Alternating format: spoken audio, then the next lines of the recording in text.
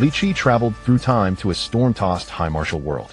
Originally a commoner wandering the Jianghu, he struggled at the bottom, surviving hardship. After activating the Supreme Martial System, defeating enemies grants potential points, which can be used to strengthen his martial arts techniques.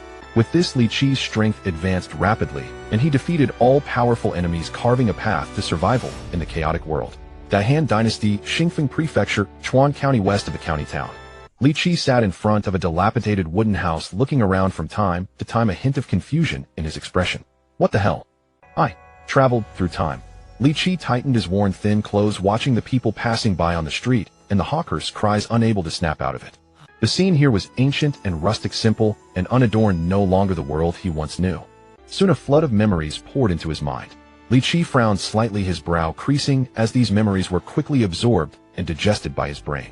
After a moment, a glimmer of understanding appeared in Li Qi's eyes. So that's how it is. Having inherited the memories of this body, he now had a clear understanding of his situation. The previous owner of this body was also named Li Qi, originally a scholar in Chuan County, poor and alone. Years ago, his mother, weak in health, fell ill and died shortly after giving birth. The father of the previous body was an old scholar, Xiaocai, who after his wife's death sold calligraphy and paintings or traded in stationery to earn money, but 2 months ago, this old scholar also passed away. The Great Han Dynasty was in turmoil, wars raging everywhere, rebel forces causing chaos, many places were devastated. 2 months ago, a group of rebels attacked, passing through Chuan County, causing considerable disturbance. The old scholar's calligraphy stall was smashed by a few rebel soldiers, and they robbed the money from the stall. This was the livelihood of the old scholar and Li Qi. The old scholar in anger argued with the rebels, spouting classical phrases. But the ruffians wouldn't waste words on a scholar. They held him down and beat him thoroughly, then laughed loudly and walked away. The old scholar was elderly, thin and frail, unable to withstand such treatment. He died on the spot, passing away in great distress. Wherever the rebels went, they were like locusts, causing many tragedies. The old scholar was not the only one to suffer such a fate. Many were bullied and killed by the rebels. After such incidents, many victims went to the yamen to beat the drum and cry for justice, but they were beaten out by ferocious yamen runners with sticks. The yamen gate opens to the south with reason, but no money don't enter. Who cares about the lives of common people? If you disturb the officials' peace, they'll break your dog legs. After being warned, no one dared to seek justice from the authorities. After the old scholar's death, Li Qi, the previous self, did not cry or make a fuss, seeming to have matured overnight. He buried the old scholar, returned home, broke his brush, burned his books, and swept away all useless things. The old scholar's greatest wish was for his son to study hard, pass the imperial exams, and bring honor to the family. But now what times are these? Rebels rise everywhere, the people suffer, and it's getting worse. Chaotic times have arrived. Study. What's the use of studying? If you study well, you'll get a full stomach of fists. To avoid following the old scholar's fate, the previous self resolutely abandoned useless books and decisively took to the Jianghu, joining a gang. There were many gang influences in Chuan County, and Rui Gang was one of them. Rui Gang, meaning good fortune and happiness, focused on celebration. Though not strong, only second-rate in Chuan County, it had no criminal enterprises and a decent reputation, so the previous self chose this gang. The gang member responsible for receiving newcomers, seeing the young scholar, who was not yet 20 and of frail build, surprisingly, did not reject Li Qi. After a brief understanding of his background, he smoothly let the boy join Rui Gang. Friction and fights between gangs were common, casualties inevitable. Although Li Qi had no backing and no strong physique, Rui Gang was willing to take him. After all, having an extra cannon fodder was always good. After joining Rui Gang, Li Qi paid respects to the gang leader, Huang Yuanqing, who bestowed upon him a mountain-breaking fist technique and a strength-building pill, which were benefits for all new members. Gangs usually train their own disciples, giving them martial arts and pills to improve their strength so they could fight better against other gangs and seize more territory. Alternatively, they gave silver to win loyalty. The bestowed mountain-breaking fist was only a lower-grade martial art, ordinary fist and foot techniques, but it still delighted the previous self, as this was the main reason he joined the gang. Only by gaining power can one stand firm in chaotic times. It had been 2 months since the previous self joined Rui Gang. He took the strength-building pill, practiced diligently, and painstakingly trained. The mountain-breaking fist was now at the beginner level. With a fierce and daring attitude, he had managed to gain a foothold in the gang. As a respectable gang in Chuan County, Rui Gang naturally had more than just the mountain-breaking fist. There were other good martial arts available for members to learn. But to learn other martial arts besides mountain-breaking fist, one had to pay a certain price. They wouldn't be given for free. One could earn merits by contributing to the gang and exchange them for martial arts. Some techniques could be bought with silver. It was said that the gang leader Huang Yuanqing possessed a technique called wind-splitting blade, a mid-grade martial art that that could cultivate true chi, making many members envious. But over the years, no one had ever obtained this blade technique from Huang Yuanqing. He was so protective of it that many thought he would take it to his grave, and most had given up hope. Li Qi slowly stood up, let out a faint sigh, and brushed the dust off his clothes. The previous self's experiences were quite tragic, but one thing, he felt the previous self did well joining the gang. In chaotic times, human life is cheap as grass. Mastering martial power is a must. Now the court is unstable chaos everywhere. It would be foolish to continue studying for the imperial exams. Relying on academic achievements to enter officialdom is even more impossible. He knows his own situation. Joining Rui Gang was not wrong, there really is no better path now. Although Huang Yuanqing's wind-splitting blade is probably out of reach, the other martial arts of Rui Gang must be obtained. Li Qi thought the same. Continuously learning more powerful martial arts and improving his cultivation was the only way to control his own destiny in this chaotic world. He turned and looked at the dilapidated wooden house behind him, his expression complex. This is all the old scholar left me. Though it's shabby, it's still much better than those homeless refugees. Li Qi stepped forward, pushed open the creaking wooden door, and entered. The room was dark. Only after opening the window did it become slightly brighter. Li Qi stood in the middle, looking around, his brow furrowing more. The room contained only a bed, a table, a cabinet, and a few crooked, rickety stools. This is too miserable. Originally traveling to a martial world with supernatural powers promised a different path from his previous life, filling Li Qi with some joy. But seeing such a low starting point, he couldn't help feeling helpless.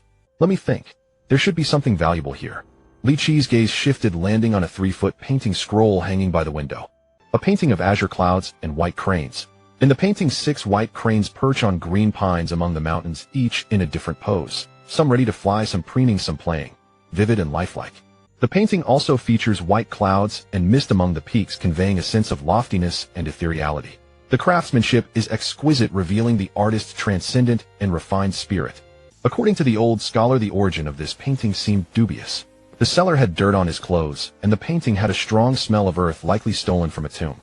The old scholar had a good eye for paintings, having dealt in calligraphy and paintings for most of his life. He immediately saw that this painting was extraordinary. Exquisite workmanship, lofty conception, and seemingly containing hidden meaning. Definitely not ordinary. Very valuable.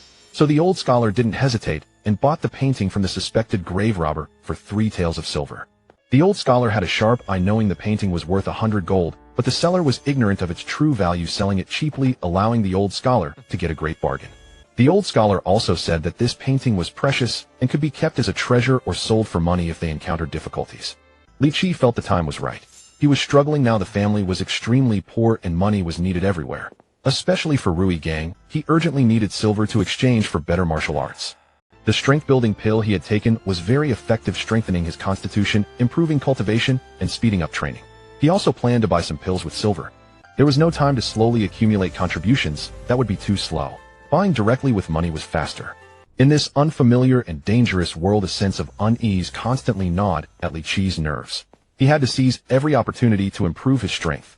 Just as Li Qi stepped forward to take down the painting of azure clouds and white cranes, something unexpected happened. The painting suddenly emitted a faint glow, pulsing like breathing. At the same time, a deep blue light curtain appeared in Li Qi's vision. Discoverable martial art detected. Supreme Martial System, martial art recording. You have obtained mid-grade martial art. Cloud Crane Dance Sword. At this sight, Li Qi's eyes widened, his heart. This is a system. My golden finger has arrived. Li Qi was extremely excited as he gazed at the light screen floating before him. Not only had he traveled through time, but he had also acquired a system. Supreme Martial Arts System. After a target's death, this system can absorb the life force emanating from the target and convert it into potential points. Potential points can be used to enhance the mastery level of martial arts techniques. Li Qi quickly understood the system's utility. As long as he could continuously acquire potential points, he could rapidly elevate the mastery levels of martial arts techniques and achieve explosive growth and strength. What a treasure! Li Qi's eyes gleamed with excitement, and he then saw his detailed information. Name: Li Qi. Realm: Initial Body Tempering Stage. Martial Arts: Mountain-Shattering Fist, Cloud Crane Sword Dance. Potential points 0. Li Qi's current martial realm was the initial body tempering stage. The martial realms from low to high were body tempering, true chi, and true origin, with higher realms beyond, but Li Qi's level was too low to know what lay beyond the true origin stage. The so-called body tempering stage, as its name implied, required continuous tempering of the body, strengthening muscles and bones to advance further and break through to the next realm. At this stage, martial artists experienced a significant increase in strength with robust and powerful bodies capable of easily defeating a dozen ordinary people. It was not unusual for them to possess the strength to lift a cauldron or pull back 9 oxen. When a martial artist in the body tempering stage had honed their physical body to a sufficient degree, they could attempt to learn internal cultivation techniques and cultivate a strand of true martial chi. If a martial artist entered this realm, that would be the so-called true chi stage. True chi was formidable, capable of harming both enemies and oneself.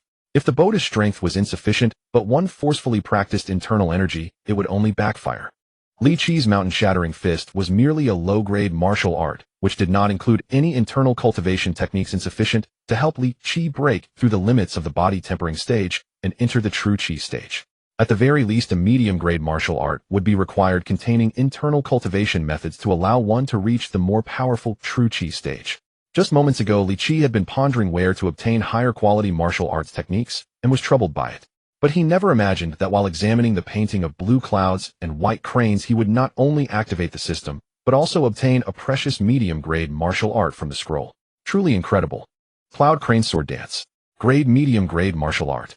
Mastery level not started, 1 potential point required to start. Techniques: wing dance of spring and autumn, crane wing, folding crane stride, crane shadow, chasing wind, crane's call, in autumn waters, crane dance, in the 9 heavens. Description: the Cloud Crane Sword Dance is a basic martial art of the Pine Crane Longevity sect divided into 2 parts, the Crane Sword Dance and the White Cloud Heart Method. The first part, Crane Sword Dance, is for the body tempering stage, while the second part, White Cloud Heart Method, is for the true chi stage. After acquiring this technique, a vast amount of information related to the Cloud Crane Sword Dance surged into Li Qi's mind, and he understood the entire sequence of events. The Cloud Crane Sword Dance was a martial art of a sect called the Pine Crane Longevity sect. The cloud and crane were the essence of this martial art. Li Qi turned to look at the blue cloud and white crane painting hanging by the window and immediately discerned its mystery. In the painting, 6 white cranes were vividly depicted, each with a different posture. One crane was soaring with wings spread, its posture elegant, yet carrying a hint of sharpness. This crane demonstrated one of the sword techniques from the Cloud Crane Sword Dance. Wing dance of spring and autumn. Beside this crane was another, preening its feathers and resting, which corresponded to another sword technique from the Cloud Crane Sword Dance. Crane wing folding. There were 6 white cranes in the painting, exactly matching the 6 sword techniques of the Cloud Crane Sword Dance. Not only that, but several clouds in the painting were even more profound. The wisps of mist actually depicted a chi circulation diagram for an internal cultivation technique. The content corresponding to the several white clouds was the second part of the Cloud Crane Sword Dance, the White Cloud Heart Method. And this deeply hidden Cloud Crane Sword Dance was detected by the system, which extracted it and benefited Li Qi. So that's it.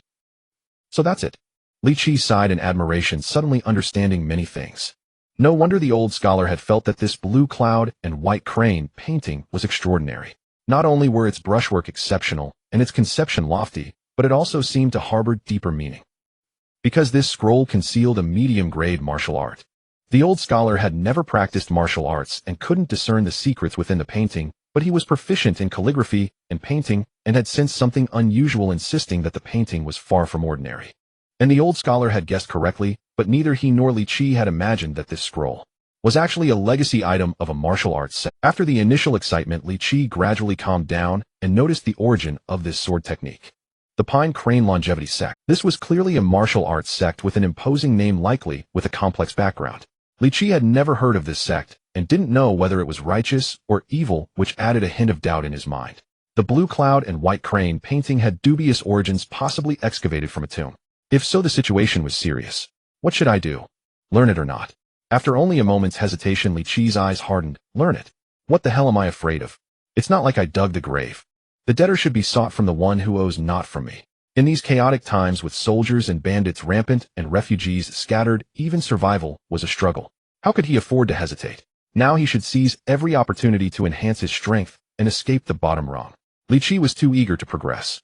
His current strength was only at the initial body tempering stage. Placed in the martial world, he was nothing but an insignificant nobody. Any named expert could easily kill him. As for the future, let it be. For now, he should learn this sword technique first. Even if the people of the Pine Crane Longevity sect came looking for him later, Li Qi might not necessarily be in trouble. After all, he had activated the system, and there was a possibility he could clash with them. Just as Li Qi was weighing the possibilities, a sudden knock came at the door. Li Qi, are you there? Come out quickly. Something's happened in the gang. The voice outside was familiar, belonging to a gang member close to Li Qi. Li Qi's expression changed, and he immediately went to take down the blue cloud and white crane painting hanging by the window, carefully storing it away before opening the door. Brother Qiu, what's happened?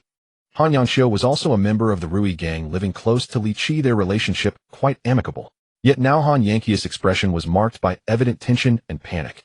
Something's happened. The Chang'e gang has smashed several of our taverns, and over 20 brothers are dead or injured. Hearing this, Li Qi's face also grew. The Chang'e gang was one of the factional powers in Chuan County City. Its name seemed even more auspicious than that of the Rui gang, leading many to suspect that the fortune teller who named the Chang'e gang was the same one the Rui gang had consulted. Despite its festive name, the Chang'e gang engaged in few honorable dealings. They ran gambling dens and brothels, and had coerced women into prostitution, earning the worst reputation in Chuan County City. The Rui gang had little interaction with the Chang'e gang, whose influence was slightly weaker. Gang leader Huang Yuanxing held the Chang'e gang in utter contempt. As this leader often declared, I Huang am irreconcilably opposed to gambling and drugs. Even when conflicts arose between the two gangs in Chuan County City, they were usually restrained, avoiding large-scale casualties unless absolutely necessary. Why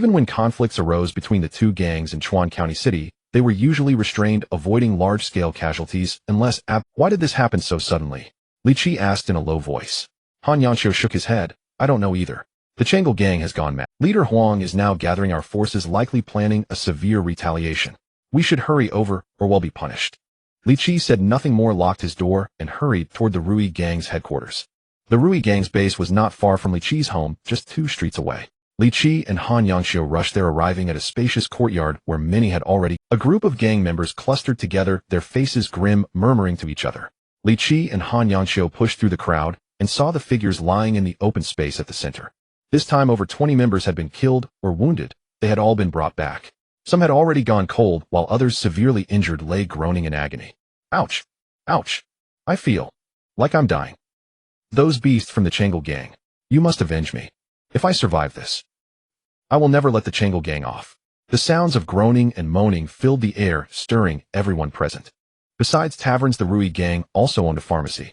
The physician who ran it had rushed over and was now treating the wounds of the surviving members. Li Qi saw a member who had been slashed 7 or 8 times. His flesh was turned outward, blood streaming down, a gruesome sight as he lay on the brink of death. Soon the man's chest stopped heaving and his groaning ceased. Potential point 1, a notification flashed before Li Qi's eyes. Li Qi was startled, watching the prompt with a composed expression. So this is how I gain potential points. He had thought he needed to personally kill the target, but that wasn't the case. Even though this member's death had nothing to do with him, the system still harvested potential points. Soon several more members, too gravely wounded, died one after another. Potential point 1, potential point 1. As notifications kept flashing before him, Li Qi wasted no time and began to explore the system's functions, quickly grasping some of its characteristics. First, the target need not be killed by the host to yield potential points. The system could harvest them even if someone else dealt the fatal blow. Second, the range for harvesting potential points was 100 paces. As long as someone died within this radius, the system could capture the life energy dissipating from the deceased and convert it into potential points. Moreover, only Li Qi could see his system interface. It was invisible to others. Excellent. Li Qi felt a surge of joy. These traits were highly favorable, allowing him to acquire more potential points with greater ease. Soon several more members succumbed to their severe injuries and died, granting Li Qi a total of 6 potential points. Seeing the additional potential points on his personal panel, Li Qi felt a slight relief. Just when he needed them most, these 6 points arrived like fuel in the snow. Though modest, they were still useful. Shortly after, Rui gang leader Huang Yuanxing arrived. The surrounding members parted to make way as he strode in. Leader Huang, over 30 years old, was powerfully built. As the strongest in the Rui gang, he had long cultivated martial true qi, reaching the true qi realm, and exuded an imposing aura. He gazed at the wounded members lying on the ground, their grievous injuries and dying state, causing his facial muscles to twitch involuntarily. His glare was so chilling that everyone could tell. The leader was on the verge of explosive rage. Dr. who had been tending to the injured, stood up and approached Huang Yuanxing, cupping his hands in salute. Leader, forgive my inadequacy. 6 members were too severely wounded and could not be saved. Huang Yuanxing forced a faint smile and said, It's all right. Thank you for your hard work, Dr. Who? Dr. who was a skilled physician, especially adept at treating external injuries. Almost every member who got hurt was healed by him, earning him considerable respect and reverence within the gang. After all the wounded had been attended to, Dr. who left, leaving only the Rui gang members behind. Huang Yuanqing swept his gaze across the faces of the members and said coldly, "The Changle gang dares to strike my Rui gang so viciously. Tell me, what should we do? Fight back. Avenge our brothers. Make the Changle gang pay. Kill, kill, kill." The members were seething with rage, roaring in unison. Many of the dead and wounded were their own kin. How could they not be furious? Huang Yuanqing nodded in satisfaction. "Excellent. Gather everyone and follow me to attack the Changle gang." Li Qi, squeezed in the crowd, wore a momentarily bewildered expression. In his past life, he was just a 996 office worker living a mundane and ordinary life. Now, having crossed over, he was about to partake in a gang turf war. Wasn't that a bit too intense? Though he had inherited all the memories of his former self, he still felt somewhat unsettled. Standing among the crowd, Huang Yuanqing declared loudly, "Whoever kills a Changle gang member will be credited with a minor merit. Kill 5, and it's a major merit. Anyone who flees in battle will be judged as betraying the gang and subjected to the 3 knives and 6 holes punishment." Hearing of betrayal and such brutal penalties, this matter could not be resolved peacefully. A bloody battle between the two sides was inevitable. The summoning order of the Rui gang had been issued, and many members who were far away were swiftly returning. Once everyone had gathered, the great battle would erupt. Huang Yuanqing gave a few instructions and then left as he too had some matters to prepare. At most another half hour, and we'll make our move. Watching as more and more gang members arrived, filling the courtyard, Han Yanxiu said with a solemn expression. Li Qi nodded, a slight frown creasing his brow. Time was running out, and he also had some things to attend to, so he made a casual excuse. "I need to step out for a moment." Then he found a secluded corner and opened his system interface. Name: Li Qi. Realm: Early Body Tempering Stage Martial Arts. Mountain-Crushing Fist. Cloud Crane Dance Sword. Potential points 6. With 6 potential points in hand, it was time to begin a wave of enhancements. With so many eyes and ears around just moments ago, Li Qi was unsure if using potential points to upgrade his techniques would produce any visual or auditory effects. If discovered, it would be troublesome. Now, however, he could give it a try. Upgrade the first volume of the Cloud Crane Dance Sword. Immediately, 1 potential point vanished from the system interface. Instantly, a flood of cultivation memories surged into Li Qi's mind, as if he had already practiced the Cloud Crane Dance Sword for an entire month. Not only that, but beneath his clothes, Li Qi's physique grew slightly more robust. He could clearly feel a marked increase in his strength. After a brief moment of adjustment, he continued. Continue the upgrade. Another 5 potential points were deducted from the system interface, and his mastery of the first volume of the Cloud Crane Dance Sword rose from beginner to proficient. The levels of martial arts mastery from low to high were beginner, proficient, adept, minor success, and major success. For an ordinary person to elevate a low-grade martial art to the beginner level through normal means required a month of diligent practice. To reach the proficient level of mastery would take as long as a year. But by consuming 6 potential points with the system's aid, Li Qi instantly crossed the threshold that would take another person over a year to achieve, elevating the first volume of the Cloud Crane Dance Sword to the proficient level. This level of swordsmanship was now sufficient to be used against enemies and could produce considerable results. At this moment, Li Qi's martial realm had also advanced from the early to the middle stage of the body tempering stage. His body had become stronger and more powerful, with distinct muscle lines forming beneath his clothes, radiating a sense of strength. Excellent. Li Qi clenched his fist, slightly feeling the power surging from within his body. A glint of excitement appeared in his eyes, and he no longer felt so anxious about the upcoming gang fight. The Rui gang had over 200 members.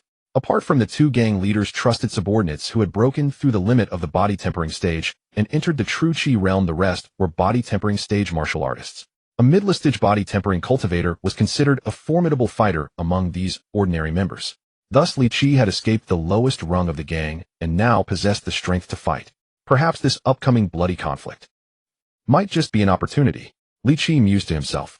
It was foreseeable that the ensuing gang battle would be extremely brutal, with casualties inevitable. And as long as someone fell before, he could continuously harvest potential points. He had just twice consecutively used enhancements to upgrade his martial techniques, confirming that the process produced no visual or auditory effects and was very discreet. This was a good thing. Li Qi could upgrade and strengthen his martial arts techniques right on the battlefield. As long as he gathered enough potential points, he could use them immediately, rapidly converting them into tangible combat power. Fighting to grow stronger. At this thought, a flicker of excitement gleamed in Li Qi's eyes, and he began to look forward to the impending great battle. After Chief Huang issued the summoning order, more and more people arrived at the gang's headquarters. Many of them were already armed with blades and swords, fully prepared for action. Everyone could feel a sharp, chilling aura of slaughter. Once all personnel had assembled, Huang Yuanqing reappeared, standing before the crowd. All the gang members fixed their gaze upon him. I'm sure I don't need to explain much. You all know what happened. Those bastards from the Changle gang smashed our tavern and killed and wounded many of our brothers. If we don't avenge, how can our Rui gang continue to stand in Chuan County? Today we will make those scumbags pay with blood. As Huang Yuanxing roared, the gang members below also erupted in fierce shouts. Fight back! Revenge! Revenge! The Rui gang was seething with fury.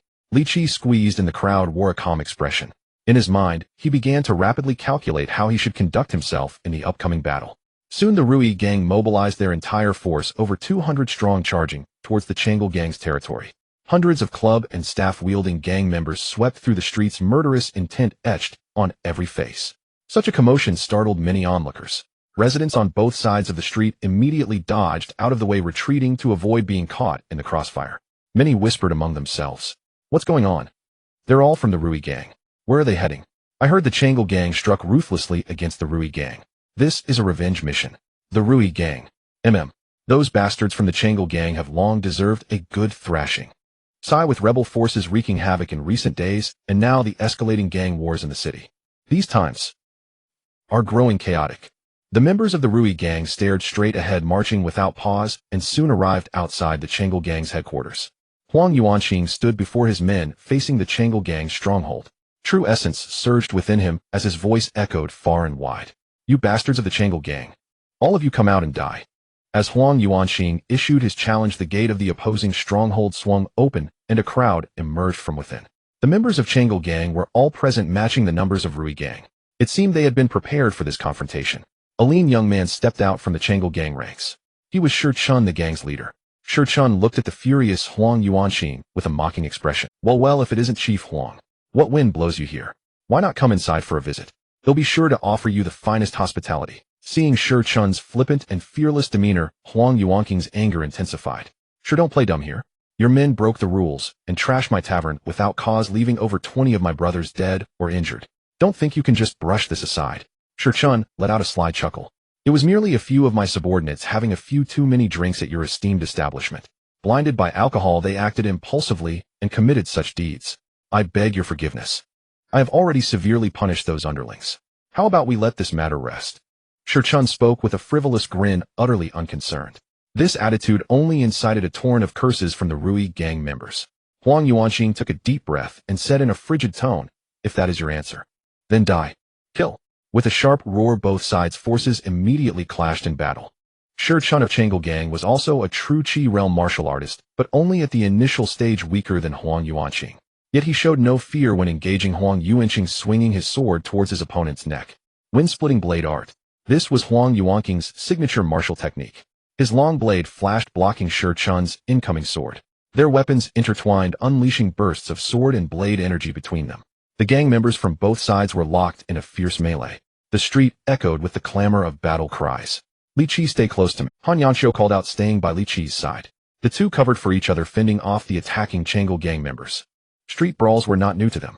Li Qi and Han Yanxiu had coordinated several times their mutual advance and retreat, revealing a task. "Got it, brother Qiu." Li Qi responded, moving closer to Han Yanxiu, ensuring they weren't separated by the chaotic crowd. Han Yanxiu was still at the initial body tempering realm. He had no idea that Li Qi had already broken through to the mid-body tempering realm, surpassing him. Han Yanxiu was experienced in combat and often looked out for Li Qi. But now Li Qi was the one leading their duo. A burly man from Changle gang locked onto Li Qi, dodged Han Yanxiu's attack, and charged at Li Qi with his sword. "Haha, you little brat from Rui gang. Still wet behind the ears, and you dare tread the underworld. Die." Because Li Qi was young and had a gentle face, and due to his years of reading poetry, he carried an aura of scholarly softness. This made him stand out among the rough-and-tumble gangsters who lived by the sword. Though Li Qi had been in the underworld for over 2 months, diminishing his scholarly air, he still drew attention. This Changle gang thug immediately spotted him. As the saying goes, pick the softest persimmon first. This was especially true on a battlefield where blades were blind. Someone quickly set their sights on Li Qi. The burly man thrust his sword at Li Qi's chest. A cold glint flashed in Li Qi's eyes, a murderous aura flickering. Crane shadow chasing the wind. This was a movement technique from the cloud crane dance sword art, allowing rapid movement like a crane weaving through the wind, making it hard for enemies to. Li Qi's figure swayed slightly, dodging the thrust. The sword grazed past his shoulder without harming him. Seizing the opportunity, Li Qi closed in on the burly man, breaching his inner defense. His right hand shot up like lightning fingers, forming a sword, and stabbed towards the man's throat. Crane wing folding feathers. This was another sword form from the Cloud Crane dance sword art. The sword tip trembled slightly like a crane folding its wings, sliding the blade side across the opponent to catch them off guard. A secretive and hard-to-defend technique. Though Li Qi held no sword in his hand. What are swords and blades but tools of convenience? Even unarmed, with his robust physique and sinews at the mid-body tempering realm, he could use his fingers as a sword. He could still inflict lethal damage. His sword fingers struck deep into the burly man's throat, sinking over 2 inches. With power infused, the man's throat shattered, quickly bruising. Struck in such a vital spot, excruciating pain and suffocation overwhelmed the man. His vision darkened, and he fell backward, letting go of his sword. Li Qi twisted his wrist, snatched the falling sword, and gently thrust it forward. The blade's tip swiftly sliced across the man's neck. Potential point 1. After killing this man, Li Qi gained another potential point. Meanwhile, the battle around him had reached its climax with large-scale casualties. Potential point 1, potential point 1, potential point 1. A stream of notifications flashed across Li Qi's vision. As long as someone died within 100 steps of Li Qi, the system would harvest potential points. The points in his possession were visibly increased. Yes, just like this. Watching the rapidly climbing potential points, Li Qi's eyes gleamed with excitement. Once he gathered 10 potential points, he could reinforce the Cloud Crane dance sword art again, elevating it to the proficient level. After Li Qi killed the man, Han Yangxiu looked over astonished at the corpse on the ground. Huh, you've already dealt with him. Li Qi parried an incoming enemy's strike and replied, "Ya lucky. He's taken care of." Han Yangxiu breathed a sigh of relief. The burly swordsman had broken through his defense and attacked Li Qi behind him. Han Yangxiu had been worried and was about to turn back to assist when he found that Li Qi had not only killed the man, but even taken his sword. "Good, stay alert. Call me if anything happens." The two stood back to back, exchanging words. As Li Qi and his comrades fought fiercely, the central battlefield was locked in a stalemate. The two true Qi realm martial artists clashed, forming their own isolated combat circle. "Chief Huang, I visited you earlier and politely proposed a deal, offering a high price for your taverns. But you were ungrateful and even gave me a cold shoulder. Now look, the taverns are ruined. You can keep those 2 broken buildings and enjoy." Shi Chun taunted Huang Yuanqing as they fought. Huang Yuanqing's face trembled with rage, and he laughed bitterly in fury. Fine. So this is how you want to play? Today you will die here." A suffocating, murderous aura washed over, chilling the air. Yet Shi Chun remained composed without a trace of panic. He said calmly, "Chief Huang, the one who will die today is not me, but you." At that moment, a figure leaped out from the crowd, charging towards Huang Yuanqing. Upon seeing the figure, Huang Yuanqing instantly recognized him. Demon Silver Hand Chui Gu. The newcomer was also a true Qi realm martial artist, and like Huang Yuanqing at the mid-stage, Chui Gu was infamous for his demon silver hands, which could shatter anything, causing victims' flesh and blood to burst upon impact. Chui Gu's palms were dense with true Qi, emitting a faint silver glow as he aimed to strike at Huang Yuanqing's head. Shi Chun seized this chance, slashing his sword towards Huang Yuanqing. Caught in a pincer attack, Huang Yuanqing was in dire peril. The Everjoy sect was no match for the Wishful sect, whether in terms of the number and strength of their members or the disparity between their leaders. The Everjoy sect was weaker than the Wishful sect in every aspect. Under normal circumstances, the Everjoy sect should not have provoked the Wishful sect, lest they suffer a great loss. Yet the Everjoy sect not only dared to provoke them, but did so thoroughly disregarding all consequences. This was most peculiar. Although Shi Chun of the Everjoy sect had a questionable character and had committed many heinous acts, he was not foolish. He did not seem like someone who would make such an unwise move. Perhaps he had some kind of backing.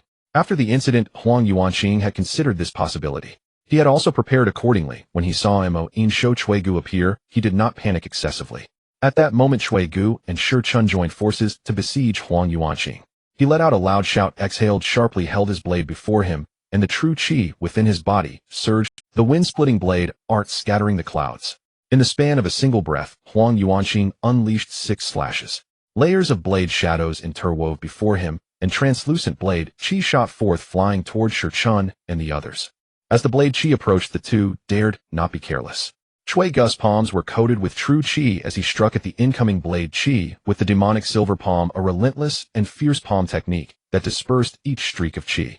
Protected by true Qi as if wearing a pair of fine iron gauntlets, Chui Gu's hands were not cut by the blade Qi, but the immense force attached to the Qi pushed his body backward repeatedly. Meanwhile, Shi Chun wielded his sword technique to block Huang Yuanqing's blade Qi. After forcing both back with several slashes, Huang Yuanqing's true Qi was reduced by 3/10, and a hint of fatigue crept through his body. He glared at the two men hatefully and spoke through gritted teeth. So that's it.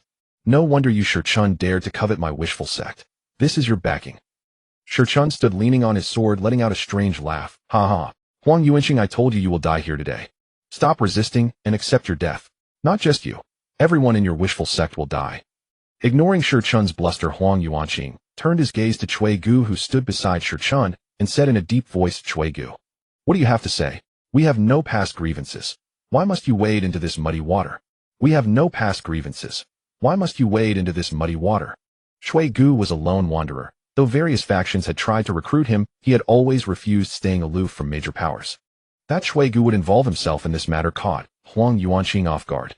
Facing Huang Yuanqing's interrogation, Cui Gu remained expressionless, not answering him, but instead looking at Shurchun beside him. Same old rules. After we deal with Huang Yuanqing, I want half of the wishful sect spoils. If you try any tricks afterward, I'll take you out too. Shurchun nodded and affirmed, don't worry, I won't go back on my word. Good. Huang Yuanqing's face turned cold. It was clear that these two had long set their sights on him. The wishful sect owned considerable assets, all well managed. Though not enough to rake in a fortune daily, they still generated substantial gold and silver. Now the sect's wealth had drawn covetous eyes, leading to an outright attack. Huang Yuanqing's expression darkened. Before he was even dead, Cui Gu and Shurchun were already discussing how to divide his property, fueling his murderous intent even further. Fine. It seems that only death can settle this matter between us. Huang Yuanqing adjusted his breathing to recover his expended true qi as quickly as possible, then shouted, Brother Chun, won't you lend a hand? At that moment a figure appeared on the nearby rooftop, a tall, robust man. Chen Xiaohan. Chen Xiaohan was a renowned martial arts master, his cultivation having reached the late stage of the true qi realm, surpassing everyone present. Seeing Chen Xiaohan appear, Shurchun couldn't help but exclaim, Chen Xiaohan, why are you here? Huang Yuanqing and Chen Xiaohan were longtime friends, but they rarely socialized, so few knew of their relationship. Chen Xiaohan's appearance now caught everyone off guard. Standing on the rooftop, he let out a hearty laugh, then flashed down to stand beside Huang Yuanqing, speaking slowly. What's the rush? I'm here now. After the wishful sect was attacked, Huang Yuanqing keenly sensed something amiss, suspecting a trap that required caution. He swiftly sent word to Chen Xiaohan, summoning him for aid. With Chen Xiaohan's arrival, Huang Yuanqing let out a long sigh of relief, his heart settling considerably. The expressions of the two from the Everjoy sect, however, turned grim. Cui Gu's face showed fear. He dared not meet Chen Xiaohan's gaze, his eyes darting around as he already considered escape routes. Shurchun was even worse, his face pale, with poorly concealed panic. Chen Xiaohan, how can this be? How could it be you? A martial artist at the late True Qi realm could easily suppress several at the early True Qi realm. For Shurchun, fleeing successfully from Chen Xiaohan was a mere hope, let alone putting up a fight. Chen Xiaohan, however, appeared leisurely, sizing them up unhurriedly before sneering. You two have quite the nerve, daring to attack the wishful sect and making me travel all this way. Prepare to die. With a low shout, Chen Xiaohan charged at the two True Qi martial artists. Throughout the melee, Li Qi had been keeping an eye on the central battle. First the demonic silver hand Cui Gu appeared, then Chen Xiaohan showed up. The situation shifted repeatedly, leaving him astonished. In the end, the tide turned decisively in their favor, and Li Qi breathed a sigh of relief. After all, Shurchun had declared that not only would Huang Yuanqing die, but everyone in the wishful sect would perish. That would have been disastrous. Fortunately, such a fate did not come to pass. After several rounds of slaughter, Li Qi had killed over 5 enemies, with many more falling to others. His potential points had reached a staggering 18. In the brief time since the battle began, Li Qi had effortlessly amassed a wealth of potential points. Time for the next upgrade. Li Qi thought to himself, calling up the system interface to begin operating. Continue enhancing the first part of the Cloud Crane Dance sword art. The system interface deducted 10 potential points instantly, and a flood of memories surged into his mind. At the same time, his body was reinforced once more. His muscles grew more robust and full, and his bones became harder and tougher. After 10 breaths, the enhancement ended. The first part of the Cloud Crane Dance sword art had been elevated to the mastery level, and his martial realm had broken through to the late body tempering realm. Such strength among the many members of the wishful sect might not be the pinnacle, but it certainly placed him in the top tier. With his power surging once more, a sharp light gleamed in Li Qi's eyes. Excellent. Let's keep killing. The two gangs had mobilized their entire forces, erupting into a melee involving hundreds of people. Such a grand spectacle was not an everyday occurrence. The usual gang skirmishes were minor scuffles, with both sides exercising restraint.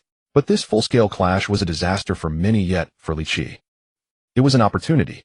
Now both sides were blinded by bloodlust, with people dying every moment. Li Qi's potential points were potential points 10, potential points 20, potential points 30. Li Qi's potential points quickly surpassed 50, racing toward the milestone of 1. If not for the utterly inappropriate setting, Li Qi could barely suppress the urge to burst into laughter.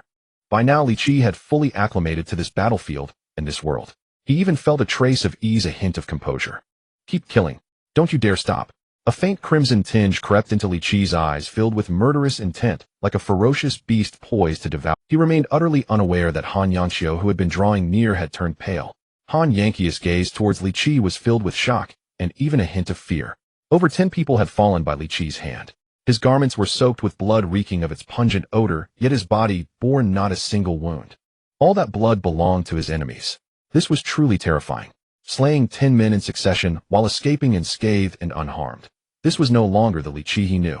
Han Yanxiu even witnessed a martial artist from Chang'e Gang at the late body tempering stage get his throat pierced by Li Qi's sword, then clutching his neck die a miserable death on the spot. How is this possible? How does Li Qi possess such strength? Han Yanxiu's heart trembled violently. His gaze towards Li Qi was tinged with fear and unfamiliarity, feeling that the person before him was not the Li Qi of old. Without even realizing it, Han Yanxiu instinctively stepped back a few paces, putting some distance between himself and Li Qi. The number of deaths caused by Li Qi had drawn the attention of many from the Chang'e Gang. 2 martial artists at the late body tempering stage charged towards him. How dare you? You have the audacity to slaughter so many of our Chang'e Gang brothers. Today you shall not be spared. Prepare to die. Watching the 2 martial artists rushing towards him, Li Qi smiled. His robes were stained with blood, his killing intent boiling over like a blood-soaked god of slaughter. Cloud crane dancing sword wings weaving through spring and autumn. This was another sword technique from the style. Its sword momentum was expansive, the blade soaring alongside the arm like the wings of a flying crane dancing in the sky. Li Qi's sword danced repeatedly, interweaving beams of sword light that enveloped the 2 incoming martial artists. Coincidentally, these 2 late body tempering stage martial artists also wielded swords. The 3 long swords clashed together, sending showers of sparks flying. And in that moment, the disparity between them became apparent. Although these 2 martial artists were also at the late body tempering stage like Li Qi, the quality of their sword techniques was very ordinary, merely common lower-grade martial arts. Meanwhile, Li Qi's cloud crane dancing sword was a middle-grade martial art, far more exquisite. Secondly, Li Qi's cloud crane dancing sword had reached the proficiency mastery level of very high realm. For an ordinary person to master a sword technique to the proficiency realm would require no less than 3 years of hard work. If the practitioner possessed exceptional talent in swordsmanship, this time could be shortened. Yet Li Qi had achieved this level of swordsmanship within a single day, vastly enhancing his strength. Whether in the quality of their martial arts or their level of mastery, the 2 martial artists fighting Li Qi were far inferior to him. Though it was now 2 against 1, they were the ones being suppressed. Li Qi twisted his wrist, effortlessly executing various sword forms from cloud crane dancing sword, forcing the 2 late body tempering stage martial artists to jump and dodge, looking utterly flustered. This kid's strength is bizarre. How can we not overpower him? Impossible, he's just a brat. How can he be this troublesome? Watch out! One of the martial artists cried out in pain. Li Qi's swordsmanship was not only light and graceful, but also extremely swift. In the blink of an eye, before the man could react, his sword pierced through the wrist holding the weapon. Blood gushed from the wrist as searing pain struck. The martial artist let out a cry of agony, and a flicker of terror appeared in his eyes. He knew he had bitten off more than he could chew. Though the person before him was young with a tender face, his swordsmanship far surpassed the 2 of them. They had absolutely no chance of defeating him. Run! Realizing they were outmatched, the 2 martial artists intended to flee, but it was already too late. Li Qi twisted his wrist, the sword tip flashed, and directly severed the opposing martial artist's wrist. The hand holding the sword flew far away. A scream rang out, but it was abruptly cut short. A thin line of blood had already appeared on this martial artist's throat, with copious amounts of blood gushing uncontrollably. How noisy! After the swift throat-slitting, Li Qi gently flicked his sword, shaking off the bloodstains clinging to it. Potential points 2. By killing this late body tempering stage martial artist, Li Qi gained 2 potential points. The stronger a person, the more life energy they released upon death, which could be converted into more potential points. After killing one of them, the remaining late body tempering stage martial artist was so terrified his face changed color. Without looking back, but how could Li Qi let his potential points run away? He easily caught up to him and slew him with a single sword stroke. Potential points 2. As one person after another fell at Li Qi's feet, his state of mind underwent constant change, from initial shock to subsequent apathy, and finally to numbness. This was a chaotic world where it was kill or be killed. The weak had no right to survive. To avoid becoming the one lying on the ground, Li Qi had no choice but to slay every enemy who came at him. There was simply no time to wallow in sentimentality. Li Qi felt his current state of mind was even colder than someone who had filleted fish for 10 years in a supermarket. The bloody conflict between Rui Gang and Chang'e Gang raged on without cease, and the battle at the core had reached its conclusion. Chen Xiaoan seized a flaw in Shi Chun's defense, striking him in the chest with a palm. The immense palm force erupted violently, blasting a bullseye hole through Shi Chun's back. Flesh, blood, and internal organs were pulverized and flew out from it. Shi Chun's eyes bulged wide as blood seeped from his mouth and nose. His martial true chi rapidly faded away. He opened his mouth as if to say something, but no words came out. Eventually, he collapsed limply to the ground, dying a miserable death. The chief culprit Shi Chun is dead. Why don't you all surrender immediately? After killing Shi Chun, Chen Xiaohan exhaled deeply and bellowed. Seeing all this, the members of Chang'e Gang were shocked, their faces filled with terror. The gang leader is dead.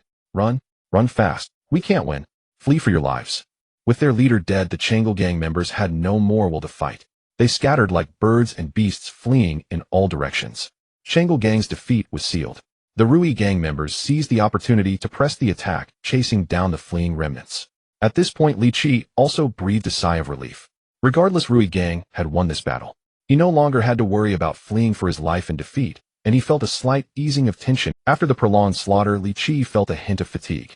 Slowly exhaling a mouthful of turbid breath, he too joined the pursuit of the fleeing Chang'e Gang members. One could never have too many potential points. It would be a shame not to harvest more while the opportunity presented itself. Li Qi was not one to let such a chance slip by. And so, the Chang'e Gang ceased to exist in Chuan County City. After the great battle, the tumultuous streets gradually settled into silence. The leader of the Chang'e Gang lay dead on the spot. Most of its members were slain, and some had fled in disarray. The entire Chang'e Gang vanished from the site of Chuan County's residence. With the dust settled, some men were left to clean the battlefield while the rest returned to the Rui Gang's headquarters for a brief respite. Now, it was time to reward merit. All intelligence regarding the great battle against the Chang'e Gang was swiftly delivered into Huang Yuanqing's hands. Aside from those who had fallen or were severely wounded, most of the members gathered there, gazing at their leader, who was reviewing the list, their faces brimming with anticipation. Soon Huang Yuanqing finished perusing the list and lifted his head to look at the crowd before him. To have confronted the Chang'e Gang and emerged victorious, excellent, truly worthy of celebration. Every participant shall receive 3 taels of gold, the severely wounded, 5 taels of gold for the fallen, 10 taels of gold to their families, and a grand burial. At these words, cheers erupted from all voices, rising in gratitude to the leader. The leader is wise. Your men would die for you. Thank you, leader. Rui Gang. Rui Gang. This reward required a considerable sum of silver, a vast amount indeed. But having just conquered the Chang'e Gang, which possessed no small amount of gold, silver, and jewels, a portion of those spoils could easily cover the Chang'e Gang had come fully prepared with plans already laid for how to take down the Rui Gang and divvy up the spoils. The Rui Gang was treated like mere goods to be schemed over, which infuriated Huang Yuanqing. After turning the tables and annihilating the Chang'e Gang, Huang Yuanqing did not hesitate for a moment, swallowing it whole. You wanted to devour my Rui Gang. Watch me devour you first. Huang Yuanqing vented his fury with satisfaction, then turned slightly to a trusted subordinate nearby and asked, in this battle, were there any who fled from the fight? At this question, the hearts of everyone present tightened, for all knew the fate of desert. The trusted subordinate stepped forward and replied respectfully, reporting to the leader, in this fierce battle against the Chang'e Gang, a total of 243 brothers from our Rui Gang took the field. Among these 243 brothers, some fell, some were wounded, and some lay unconscious from severe injuries. Yet not a single one fled. Hearing this, Huang Yuanqing's smile widened. Excellent. You have all done exceptionally well. It seems my efforts in nurturing you were not in vain. Huang Yuanqing was overjoyed, his heart lighter than it had been in a long time. Very well, as I said before, those who slew enemies shall receive battle merits. Tian Feng read out the merits of our brothers. Yes, leader. Tian Feng, Huang Yuanqing's trusted man, took a list from his bosom and began to read aloud. Yiqing slew 2 enemies credited with 2 minor merits. Yang Guanyu slew 1 enemy credited with 1 minor merit. Shi Wenbin slew 5 enemies credited with 1 major merit. Tian Feng read on, soon reaching Li Qi.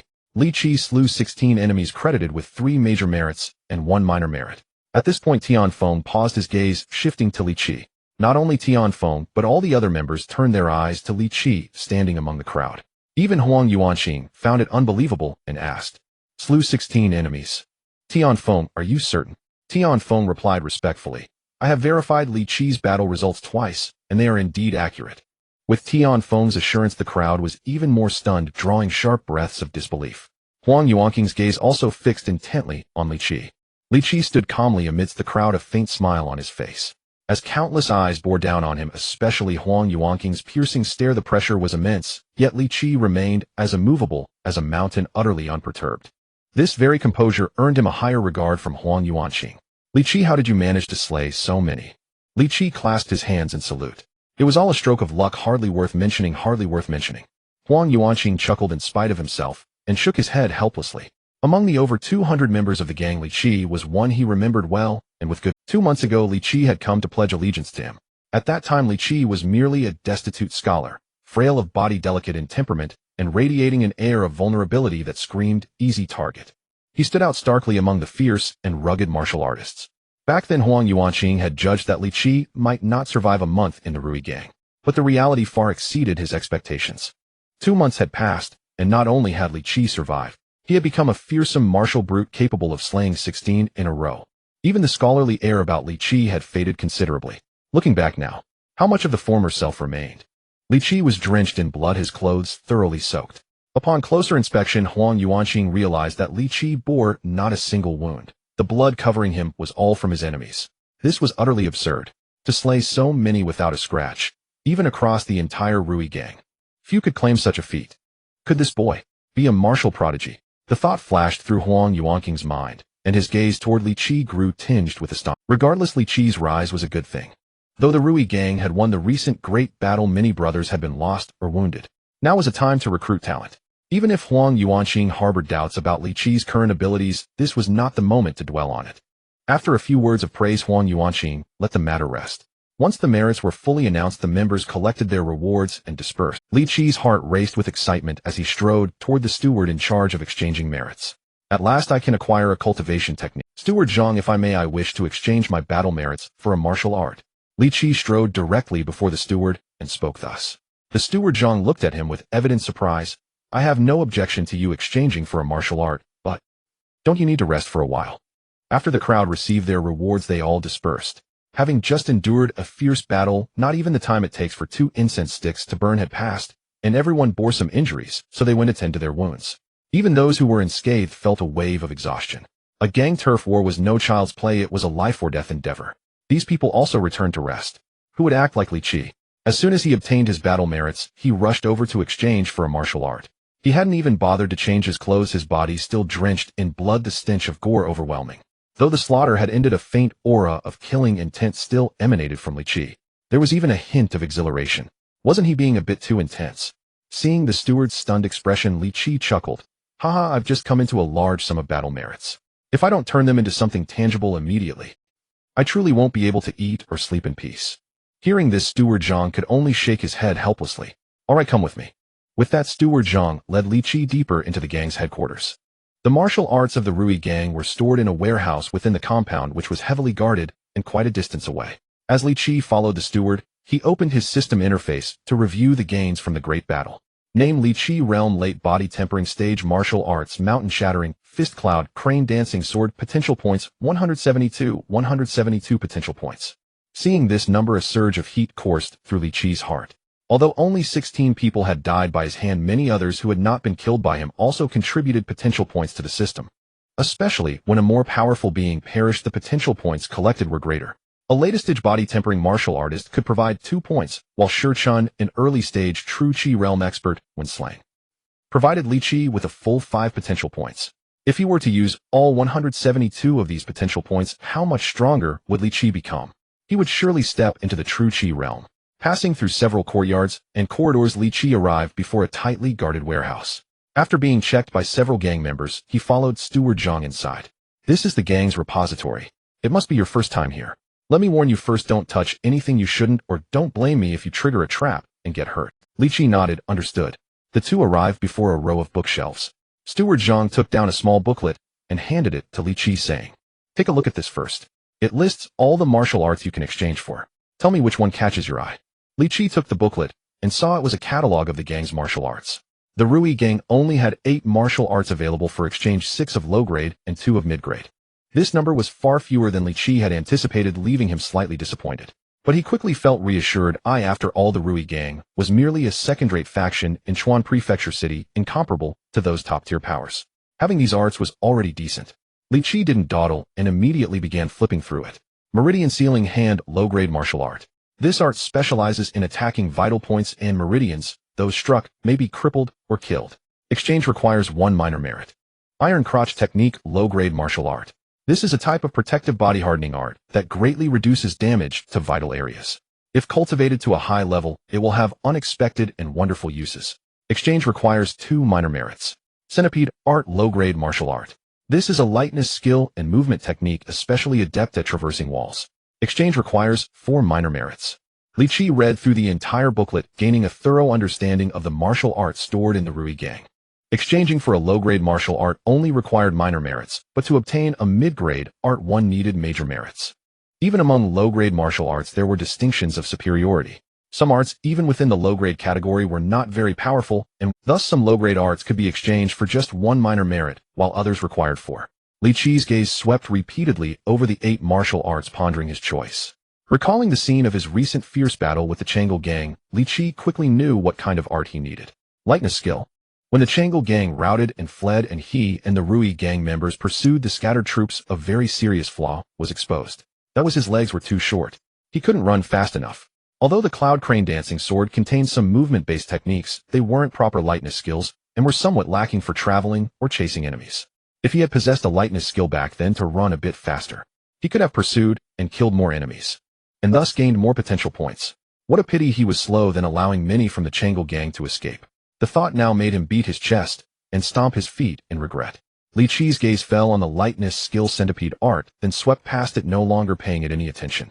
Centipede Art was a decent lightness skill among low-grade arts, but the booklet contained a better one. Grasshopper on Grass.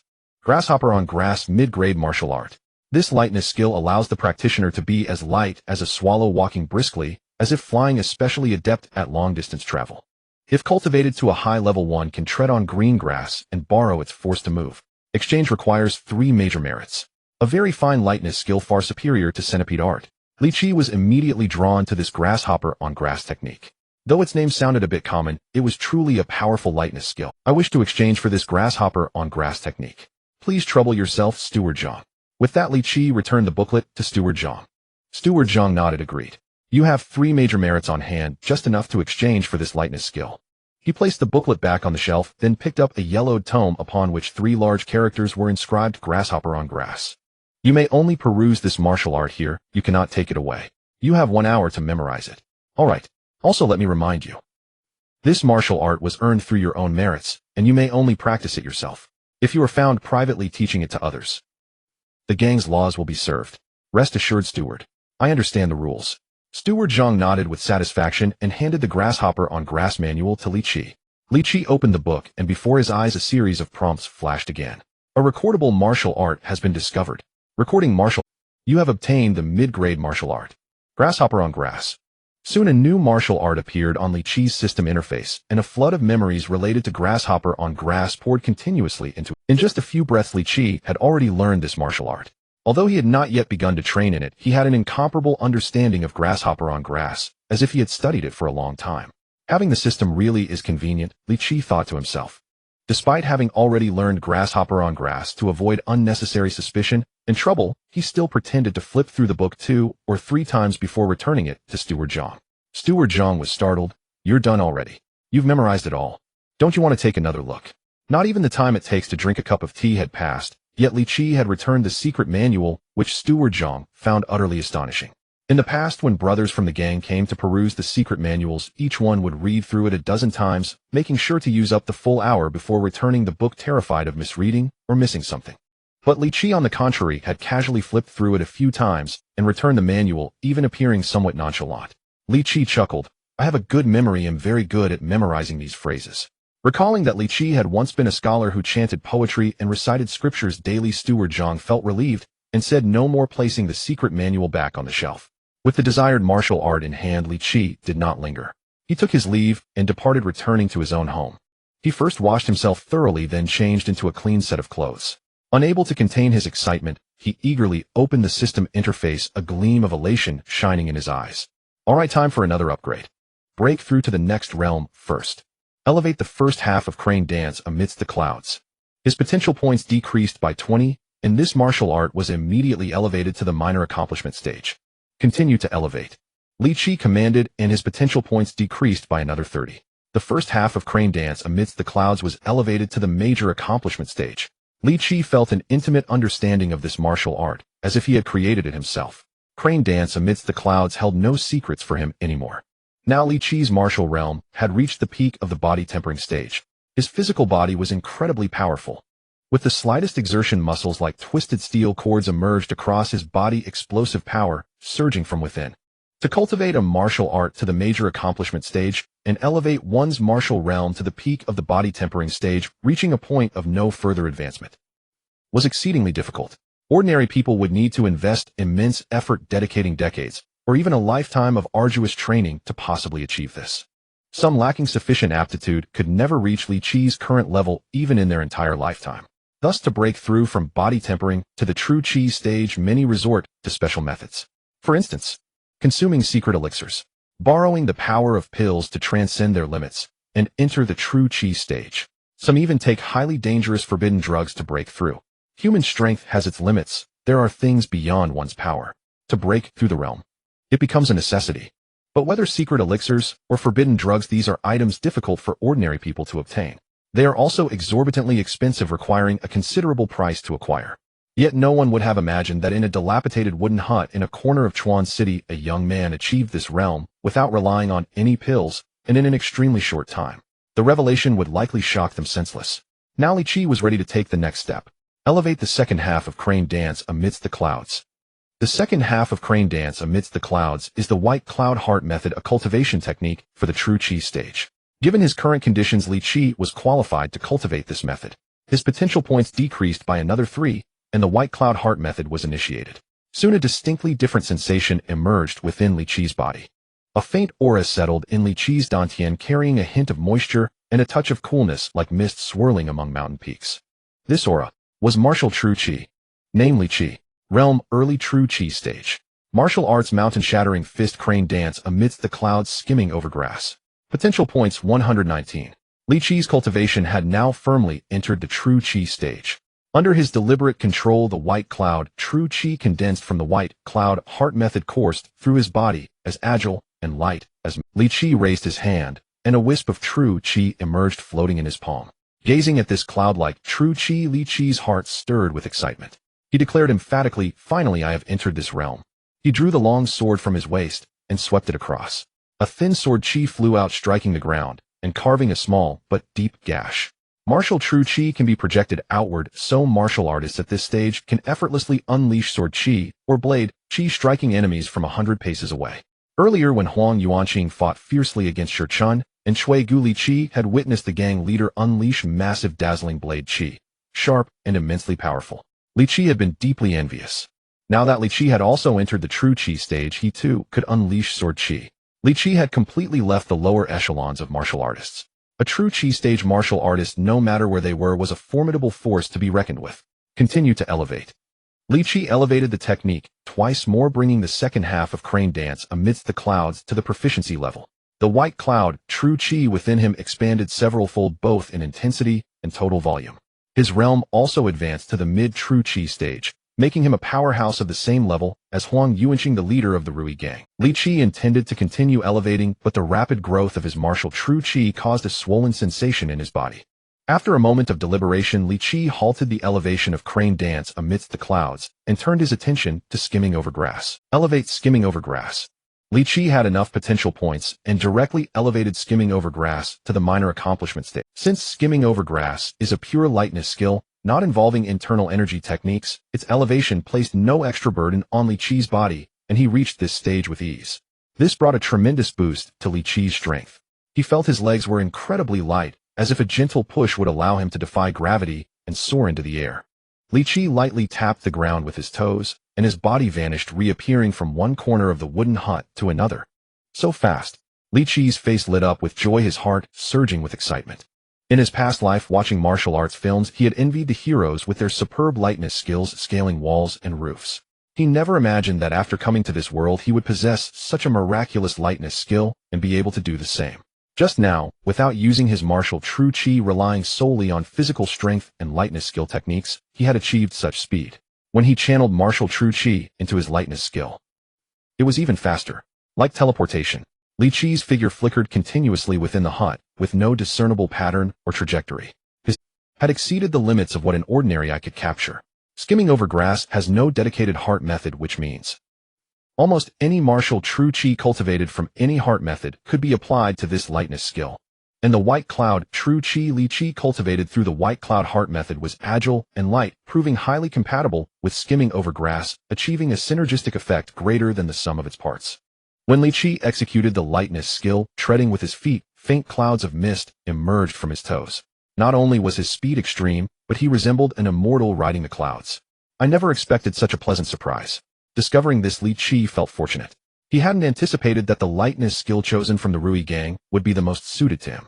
Having mastered the two mid-grade martial arts crane dance amidst the clouds and skimming over grass, Li Qi could both fight and flee with flexible tactical options and no apparent weaknesses. Those who couldn't defeat him couldn't escape. Those who could defeat him couldn't catch up. His survival ability had greatly increased. With his current strength, it was very difficult to kill Li Qi, and the lingering sense of unease in his heart had dissipated considerably. Just as Li Qi was experimenting with these two mid-grade martial arts, Chen Xiaohan, who had come to assist the Rui gang, returned. He met with Huang Yuanxing, but his expression carried a hint of helplessness and gravity. Seeing Chen Xiaohan's troubled look, Huang Yuanxing was startled and approached immediately. "Brother Chen, why do you look this way? Has something gone wrong?" When Chen Xiaohan killed Shi Chun with a single strike, Cui Gu, sensing the danger, turned and fled with Chen Xiaohan giving chase. Chen Xiaohan was not concerned about the ordinary members of the Chang'e gang. Huang Yuanxing and his men could handle them. However, martial artists at the True Qi realm were a different matter entirely. Especially Cui Gu, who was at the mid-stage of the True Qi realm. He absolutely could not be allowed to escape. In a frantic chase, Chen Xiaohan and Cui Gu soon left Chuan County behind. As a True Qi realm expert, Cui Gu was not only incredibly fast, but also skilled in escape techniques. He managed to flee a great distance without being caught, which infuriated Chen Xiaohan.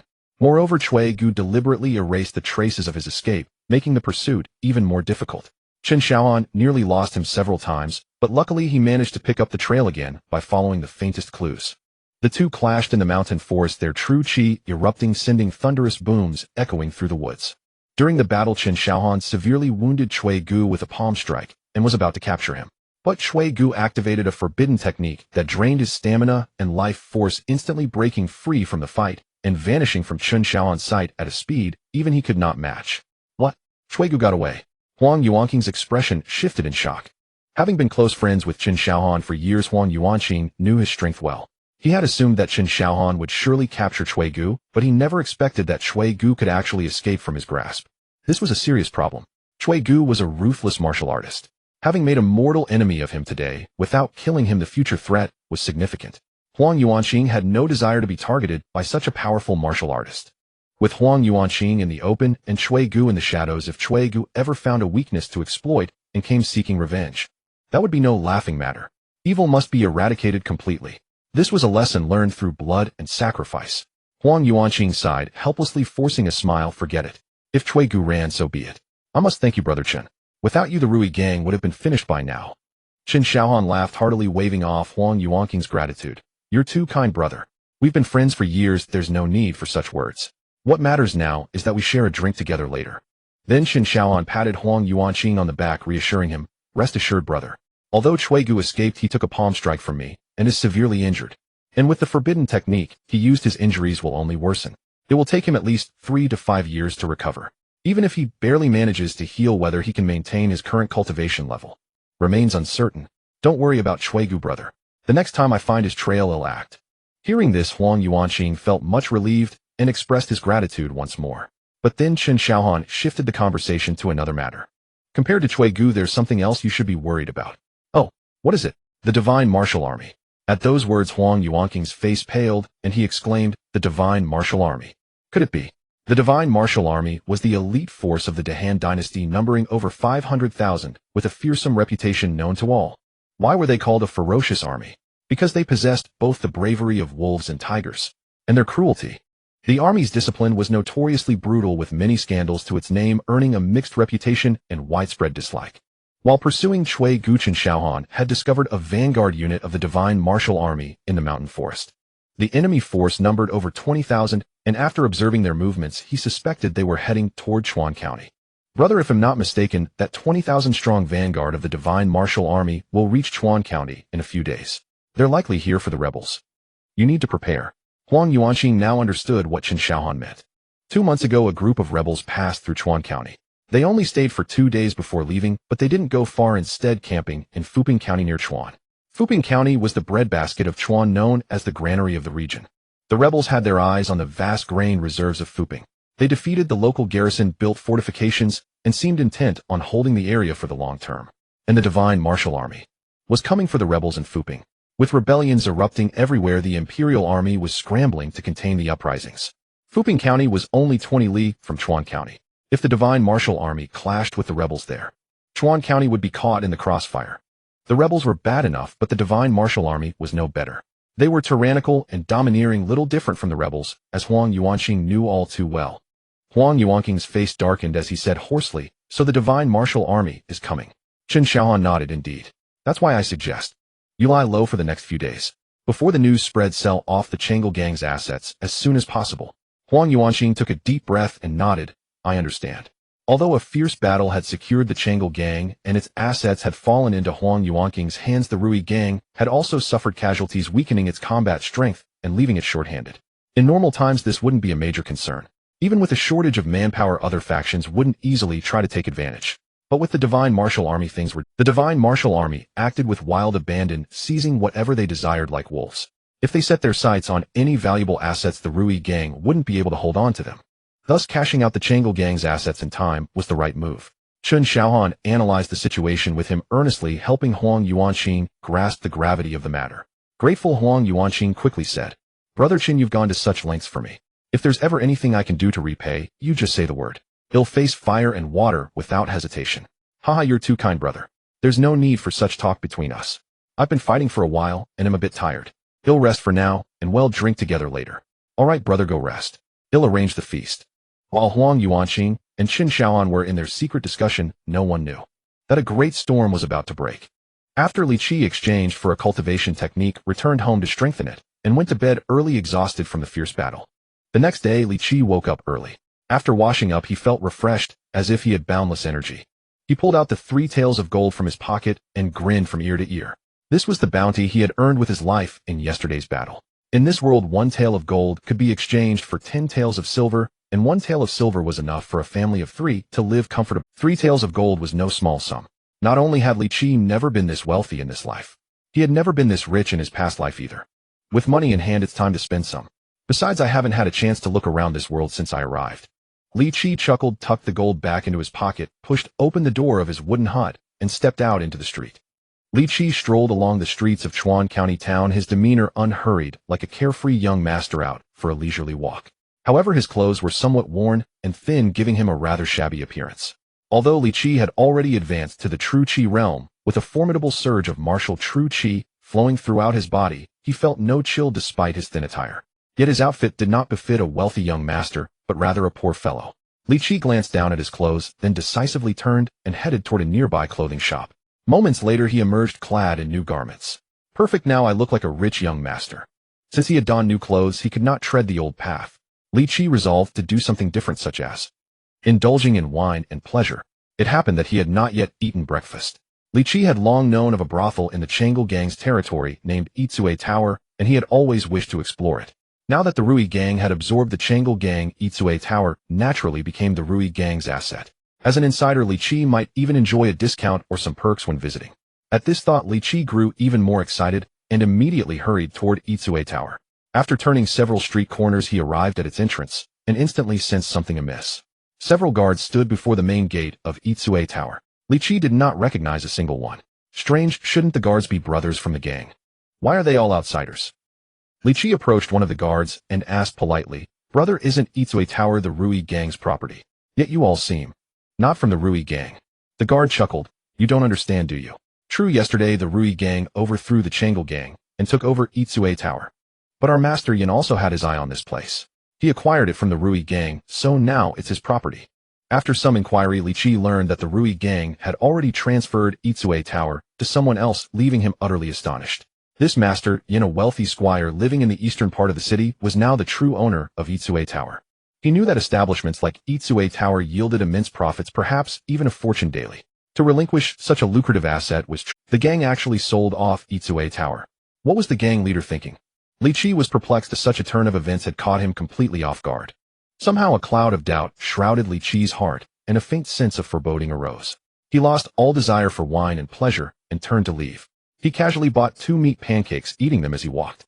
The streets were bustling with the morning market, filled with the clamor of vendors' cries. Steamed buns for sale.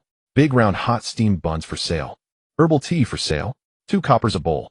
Everything he saw and heard felt so real, as if his past life had been but a dream. He sighed inwardly. Everything he saw and heard felt so real, as if his past life had been but a dream. He sighed inwardly. It seems I truly cannot go back. Never mind. It's fine not to return. He'll just live well here. His previous world had been an ordinary one, a place where ordinary people's living space was severely compressed. There was nothing to miss about not returning. Living in the present was what mattered most. Moreover, this world possessed a transcendent martial civilization, and Li Qi had activated a system giving him the chance to control his own destiny. This world was worth fighting for. Big brother, could you spare some food? I'm starving. A weak voice sounded in Li Qi's ear, and a pair of grimy little hands tugged at his clothes. Li Qi turned to see a small, thin boy holding onto him. The child, no more than 8 or 9, gazed up at Li Qi with a dark little face, his eyes full of hope fixed on the meat pancake in Li Qi's hand. This was a street child. With rebel forces rising everywhere, and the world growing increasingly chaotic, more and more refugees were fleeing. On his journey, Li Qi had already seen many refugees begging by the roadside, some even selling their own children. A truly harrowing sight. Looking at the half-grown child before him, Li Qi was momentarily speechless. In his past life, a child like this would never have experienced war. They would be in school enjoying a peaceful and idyllic childhood. But this child was starving and reduced to begging. The newly bought clothes were dirtied by the beggar child's grasp, but Li Qi was not angry. He reached out, patted the child's head, and handed him the meat pancake. Here you go. The pancake had already been bitten, and was only half left, but the little beggar did not mind. He took it and devoured it ravenous. Thank you, big brother. Thank you. Li Qi nodded without saying more, and turned to leave. He himself had only just escaped the lowest rung of society, barely having solved his own hunger and warmth. He lacked the power to save this little beggar, let alone the countless thousands of refugees. All he could do was give him half a pancake. Perhaps only when his strength grew far greater, reaching the pinnacle, would he have the ability to say to this chaotic world, "To hell with it." Li Qi sighed and walked on alone. Something occurred to him, and he drew the long sword from his waist, holding it before his eyes with a slight frown. This was the long sword he had taken from a member of the Changel gang.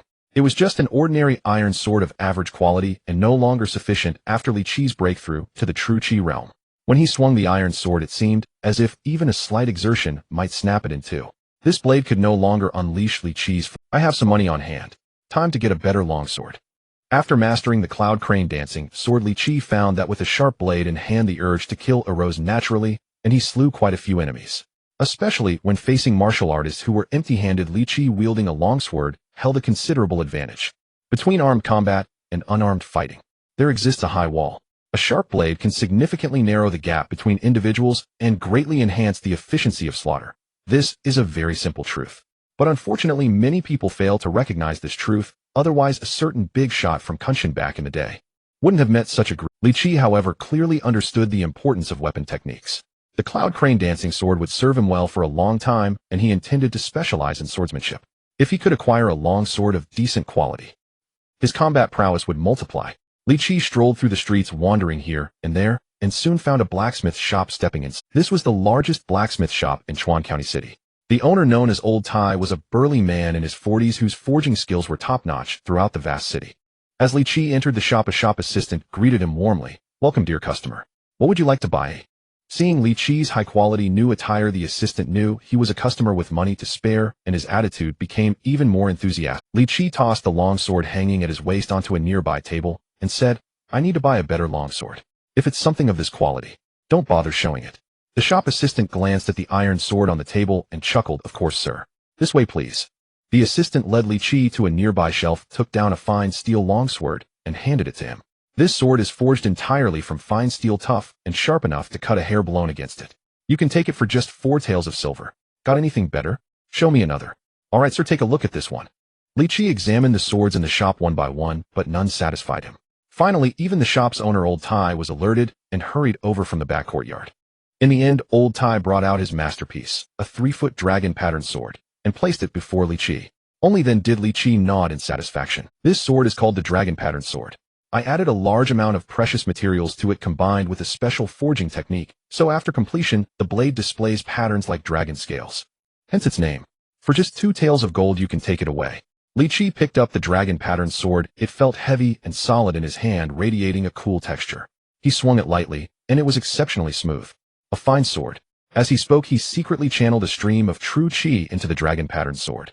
The true qi flowed through it without obstruction, as if it were an extension of his own arm. As Li Qi infused the dragon-patterned sword with true qi, Old Tai, standing nearby, stiffened, his pupils contracting uncontrollably. Though he appeared outwardly calm, inwardly, he was shaken to the core. True qi. Could this person be a martial arts master at the true qi realm? Old Tai was not a martial artist, merely an ordinary blacksmith, but his craftsmanship was superb, and every weapon he forged was a masterpiece. Martial artists often came to buy weapons, and among them were even those who had reached the true qi realm. When these people came to purchase weapons, they would usually test the swords or blades, and they would do so right in front of him, channeling their martial true qi to unleash sword qi and blade qi. Old Tai had seen too many people channeling martial true qi, and was very familiar with this level of practitioner. Although Li Qi had channeled his true qi covertly and discreetly, Old Tai still detected it. He never imagined that such a young lad could be a martial arts master at the true qi realm. This person might be the youngest true qi realm martial artist in the entire Chuan County city. After paying, Li Qi left contentedly with the dragon-patterned sword, while Old Tai remained stunned for a long time. The assistant beside him noticed Old Tai's unusual state and asked, "Master, what's wrong?" Old Tai shook his head, his expression returning to normal. "It's nothing." He had already figured it out. For someone so young to have reached the true qi realm, they must be an extraordinary genius, yet he, Old Tai, didn't recognize him, nor had he ever heard of such a figure in Chuan County. Combined with the scene of Li Qi secretly using his martial true qi, Old Tai guessed that the other party didn't want to reveal his cultivation level, and Old Tai naturally wouldn't meddle in other people's affairs. If he exposed this matter or rashly went to inquire about it, he might end up in trouble. Old Tai was a shrewd man. He quickly grasped the key point, put Li Qi's matter out of his mind, and paid it no further attention. He kicked the assistant still standing nearby, and said gruffly, "What are you standing there for? Go to the back courtyard and help me with the forging. It's been so long and your skills haven't improved a bit." The assistant muttered silently, and reluctantly headed to the back courtyard. Li Qi walked along the street, fondling the newly acquired dragon-patterned sword with great delight, utterly satisfied. Just then a voice sounded behind him, "Li Qi, you're here too." Li Qi turned around, and saw a fellow gang member, Yin Wenshu. Yin Wenshu was a martial artist at the peak of the body-tempering realm, on the verge of breaking through the limits of physical refinement to enter the true qi realm. He held a high status in the Rui gang. Li Qi had never had any dealings with Yin Wenshu, so he was somewhat surprised when Yin Wenshu greeted him so warmly today. "Brother Wenshu, what's that?" Yin Wenshu walked over and chuckled. "Don't just stand there. Come, let's walk and talk. Let's go grab a couple of drinks, my treat. Actually, I have to thank you. During the fierce battle with the Changle gang yesterday, if you hadn't stepped in to help in time, I might have been lying injured in bed." Apart from the gang leader Huang Yuanqing and his 2 trusted subordinates who were at the true qi realm, Yin Wenshu, a martial artist at the peak of the body-tempering stage. Apart from the gang leader Huang Yuanqing and his 2 trusted subordinates who were at the true qi realm, Yin Wenshu, a martial artist at the peak of the body-tempering stage, possessed the greatest strength. Of course, this was without considering Li Qi. If Li Qi were to reveal his true cultivation level, it would not only shake the small Rui gang, but the entire Chuan Prefecture city. Martial artists of Yin Wenshu's tier rarely interacted with ordinary gang members, each keeping to their own circles. Besides, Li Qi's strength had been unremarkable before making him practically invisible. "I must thank you actually," Yin Wenshu said. "If you hadn't lent a hand in yesterday's fierce battle against the Changle gang, I might be bedridden with injuries right now." Hearing this, Li Qi was even more astonished. "Brother Wenshu, I don't understand." Yin Wenshu then began to explain. It turned out that during the battle against the Changle gang, Li Qi had been exceptionally ferocious, cutting down anyone who stood in his path. In the midst of this, Li Qi had casually slain the opponent Yin Wenshu was locked in combat with. This act of stealing a kill not only didn't displease Yin Wenshu, but filled him with immense gratitude. At the time, Yin Wenshu had been fighting for a long while, his stamina waning, and he had sustained a minor injury. An expert from the Changle gang had targeted him, seizing the opportunity to engage in a life or death. They sought to capture Yin Wenshu while he was in poor condition. The situation had become extremely perilous. But no one expected that at that moment a formidable hero would descend from the heavens. Li Qi burst onto the scene. Li Qi pierced the throat of that Changle gang expert with a single sword strike, then drifted away, leaving a trail of corpses in his wake. The scene left Yin Wenshu utterly stunned. Spotting Li Qi on the street today, he immediately called out to him and stepped forward to express his thanks. After understanding the situation, Li Qi gave a faint smile. So that's how it is. Brother Wenshu, there's no need to thank me. We're brothers in the same gang. Helping each other is only natural. The two walked side by side to a nearby tavern, where Yin Wenshu led Li Qi into a private room. Upon entering, Li Qi saw that several people were already drinking inside. Brothers, I ran into Brother Li Qi outside. Make some room, let's all have a few drinks together. Li Qi knew everyone in the room. They were also gang members, part of Yin. Although these people usually didn't deliberately ostracize the lower-ranking gang members, they always maintained a subtle air of distance. Today, upon seeing Li Qi, their attitudes underwent a dramatic shift. They were all extremely enthusiastic, immediately making space for Li Qi to sit down. Times had changed. Li Qi had risen powerfully, his martial arts cultivation advancing by leaps and bounds. Anyone with discerning eyes could see his future achievements would be considerable. Why hesitate and not build a good relationship early? Building a good relationship with Li Qi might not bring benefits, but it certainly wouldn't bring harm. These people were shrewd, knowing exactly what they should do now. Yin Wenshu raised his glass. Brother Li Qi, I thank you for your help yesterday. I toast to you. Li Qi returned the gesture. We're all brothers, Brother Wenshu. As they exchanged a few rounds of drinks, their bond quickly grew closer. Yin Wenshu had his own designs. Li Qi was a talent displaying such strength at a young age. He intended to recruit Li Qi into his circle. Li Qi had no intention of refusing. Previously, his status had been too low, he had too few contacts, and many matters remained unclear. This was a perfect opportunity to broaden his horizons. As they drank and talked, the atmosphere grew lively. Li Qi then asked a question that had been puzzling him. Brother Wenshu, have you heard about the Itsue? I just took a walk over there and found that the Itsue Tower has already been transferred. Its current owner is Master Yin from the eastern part of the city. After downing a glass of wine, Yin Wenshu let out a long sigh. Don't even mention the Itsue Tower. The Xinfeng Courtyard, the QA resident. They've all been transferred out. Not a single asset of the Changle gang was kept. I have no idea what the gang leader is thinking. Li Qi's expression changed. All transferred out. Yes. Yin Wenshu nodded helplessly, his voice deep. After joining the Rui gang, members received a monthly stipend. They risked their lives for the gang, and naturally they were compensated. The more assets the gang had, and the better they were managed, the higher the monthly stipend for the members. Everyone had initially expected their monthly pay to increase substantially after annexing the Changle gang's assets. But no one anticipated Huang Yuanqing would sell them all off, leaving many bewildered. Brother Wenshu, do you know why? Yin Wenshu shook his head helplessly. How would I know what the gang leader is thinking? I don't dare to say anything, I don't dare to ask. I just keep my head down and do my work. At this moment, the sense of unease in Li Qi's heart grew even stronger. He had felt uneasy upon learning the Itsue Tower had changed hands, and now it was worse. Something must have happened. Li Qi's mind raced, pondering the various possibilities. In his impression, gang leader Huang Yuanqing was by no means a charitable person. Giving away these lucrative assets was like an act of charity, something Huang Yuanqing would never do. This massive transfer of assets, in Li Qi's view, seemed more like cutting off a limb to survive.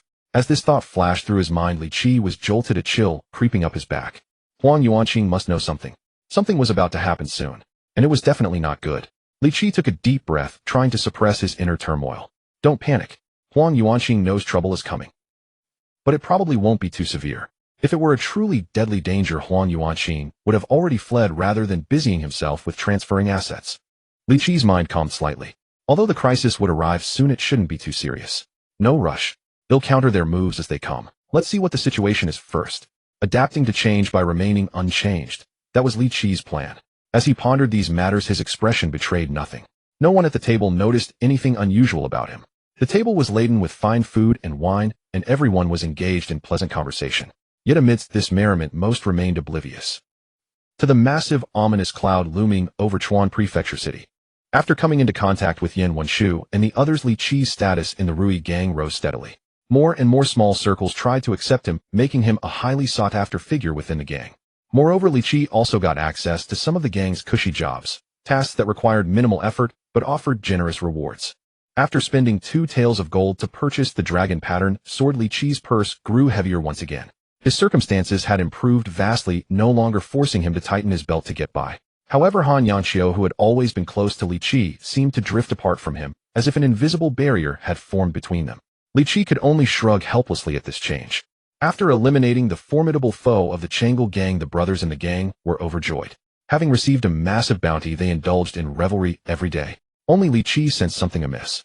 He dared not delay and immediately began preparations, including procuring supplies and planning an escape route from Chuan Commandery. Since his last martial arts enhancement, which elevated the techniques Cloud Crane Sword Dance and Skimming Over Grass, Li Qi had only 2 potential points left, insufficient to further improve his skills.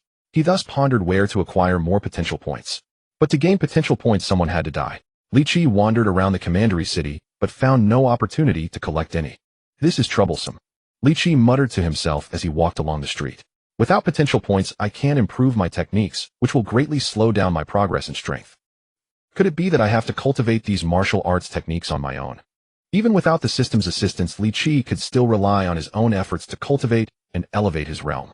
However, his innate talent was merely average, and training on his own would be far too slow. What Li Qi lacked most at the moment was time. He needed to maximize his strength in the shortest possible time to better cope with the impending crisis. Just as Li Qi was pondering where to find more potential points, someone suddenly blocked his path. Hey, young master, that's a nice outfit you've got there. How about lending us some money for a bit of fun? Li Qi looked up and saw 2 burly men with fierce faces standing before him. Was he being robbed by street thugs? It was clear these 2 were seasoned offenders. Nearby residents, upon seeing the situation, all recoiled in fear, anxious not to be caught up in it. The people nearby dared not even meet the thugs' eyes, worried they might become targets themselves. Li Qi frowned slightly at the 2 men blocking his way, but his brow soon relaxed. Speak of the devil. What if I refuse? Li Qi chuckled lightly, his expression relaxed as he asked. One of the thugs' faces twisted with cruelty. He pulled a dagger from his sleeve and slowly advanced on Li Qi. If you don't, then we'll have to make you see blood. To these thugs, Li Qi was just another pampered young master, someone from a well-off family, weak and easily intimidated. A little roughing up would make him hand over his money obediently. Even though Li Qi wore a sword that looked decent at his waist, the thugs dismissed it. His youthful, bookish face was far too deceptive, making him seem easy to bully. Someone like Li Qi was clearly a spoiled young master, pretending to be a wanderer, just swaggering around with a sword. Today we'll teach you the harsh realities of the... Watching the 2 thugs close in, Li Qi's smile only widened. This left the thugs baffled. What the hell are you smiling about? Was he scared stupid? Or was he just plain crazy? Just as the thugs were perplexed, Li Qi's hands shot out like lightning, instantly seizing both their throats. Caught off guard by his terrifying speed, they realized too late that they had bitten off more than they could chew. The fear of death gripped them. Panic flashed across their faces as they tried to beg for mercy, but it was too late. True Qi surged through Li Qi's body. With a burst of force from his palms, he twisted sharply, and the thug's head spun 180. A crisp crack like a breaking branch rang out. The thugs' bodies crumpled to the ground, twitching briefly before falling still. Potential point 1, potential point 1. Li Qi beamed, gazing calmly at the 2 unlucky souls. Rest in peace. Watch your step in your next life. He felt no qualms about killing these 2 bullying thugs. It was clear they were repeat offenders, and by eliminating them, he was doing the community. What's more, they had struck first, not only trying to rob him, but also threatening to draw blood. There was no way Li Qi would let them off. After killing them, Li Qi didn't worry about whether they had backing or if he would face retaliation later. On this street in Chuan Commandery City, who was the boss? Anyone seeking revenge would have to investigate Li Qi's background first. If the thugs' backers learned of Li Qi's feat of defeating 16 members of the Chang'e gang, they might think twice about retribution. People always bully the weak. In the martial world, the fiercer you strike, the more solid your reputation. In truth, the more decisive and ruthless Li Qi was, the fewer troubles he would encounter. With the 2 potential points in hand, Li Qi's horizons expanded instantly. The appearance of these 2 thugs gave Li Qi an idea. He now knew where to find more potential points. In these turbulent times, the government's forces were primarily focused on suppressing rebels, which weakened their grip on the populace, allowing all sorts of nefarious characters to emerge. Thus, even these 2 mediocre ruffians dared to commit robbery in broad daylight, and even if someone reported them to the authorities, they would likely turn a blind eye. If he were to slaughter all the thugs in Chuan City, how many potential points would he gain? As this thought surfaced in his mind, Li Qi immediately decided killing all the thugs in the city would create too great a commotion. Everything in excess is as bad as deficiency. If Li Qi actually did this, he might invite unforeseen trouble. Moreover, these thugs didn't work every day. They typically robbed and extorted once, then disappeared to enjoy themselves somewhere, only to return to their misdeeds once their money ran out. Finding and eliminating these thugs one by one for potential points was too inefficient and didn't meet Li Qi's expectations, so he quickly abandoned the idea. So besides these scattered thugs, were there suitable targets to harvest? Of course there were. That would be mountain bandits and horse thieves. In the current chaos of the Great Han Empire, not only were rebels rising everywhere, but many bandits and horse thieves also occupied mountain passes and highways, robbing traveling merchants. If they only stole money, it might be tolerable, but these bandits sometimes took both money and lives, committing numerous horrific atrocities. Today, Li Qi would enact justice on behalf of heaven. He bought some meat pies on the street, found a few refugees who had fled there, and gave them the pie. Seeing the fragrant large meat pies, the refugees' eyes lit up. They accepted them with endless gratitude and devoured them ravenously. Li Qi seized the opportunity to ask these people how they had escaped, gathering the information he needed. These refugees knew best where danger lay outside, and where it was relatively safe. Some had even narrowly escaped the blades of bandits and horse thieves, barely surviving. With the meat pies as leverage, the refugees answered every question Li Qi asked without reservation, and he quickly learned the distribution of bandits and horse thieves outside Chuan City at a minimal cost. The wind rises, clouds scatter. Where are the brave men to roam the lands? Bandits must be eradicated at all times. Not eradicating them is not an option. This time Li Qi would fight on behalf of the people. After some preparation, he set out and left Chuan City. Li Qi's appearance had changed dramatically. He was clad in black clothes, his face covered with a black cloth, fully concealed except for his eyes. He had no choice. He was going out to do good deeds, and leaving no name behind had always been his virtue. In his current attire, even the resurrected old scholar wouldn't recognize him. To hide his identity, he hadn't even brought the dragon pattern sword. The dragon pattern sword wasn't a unique weapon, though not everyone could afford one at 2 taels of gold.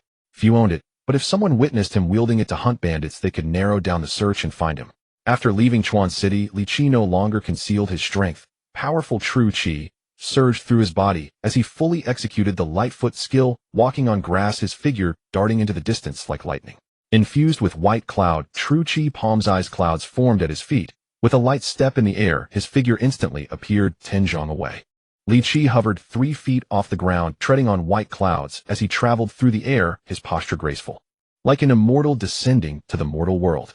Li Qi had already learned about the area around Chuan City. 30 li south lay Red Leaf Mountain, where a group of about 40 bandits had built a stronghold called the Flying Eagle Fort. The fort's leader Guofeng was also the bandits' chief, a martial artist at the peak of the body-tempering realm. Known for his exceptional lightness, skill, few prey he targeted ever escaped. He would chase and kill them, earning the nickname Flying Eagle King.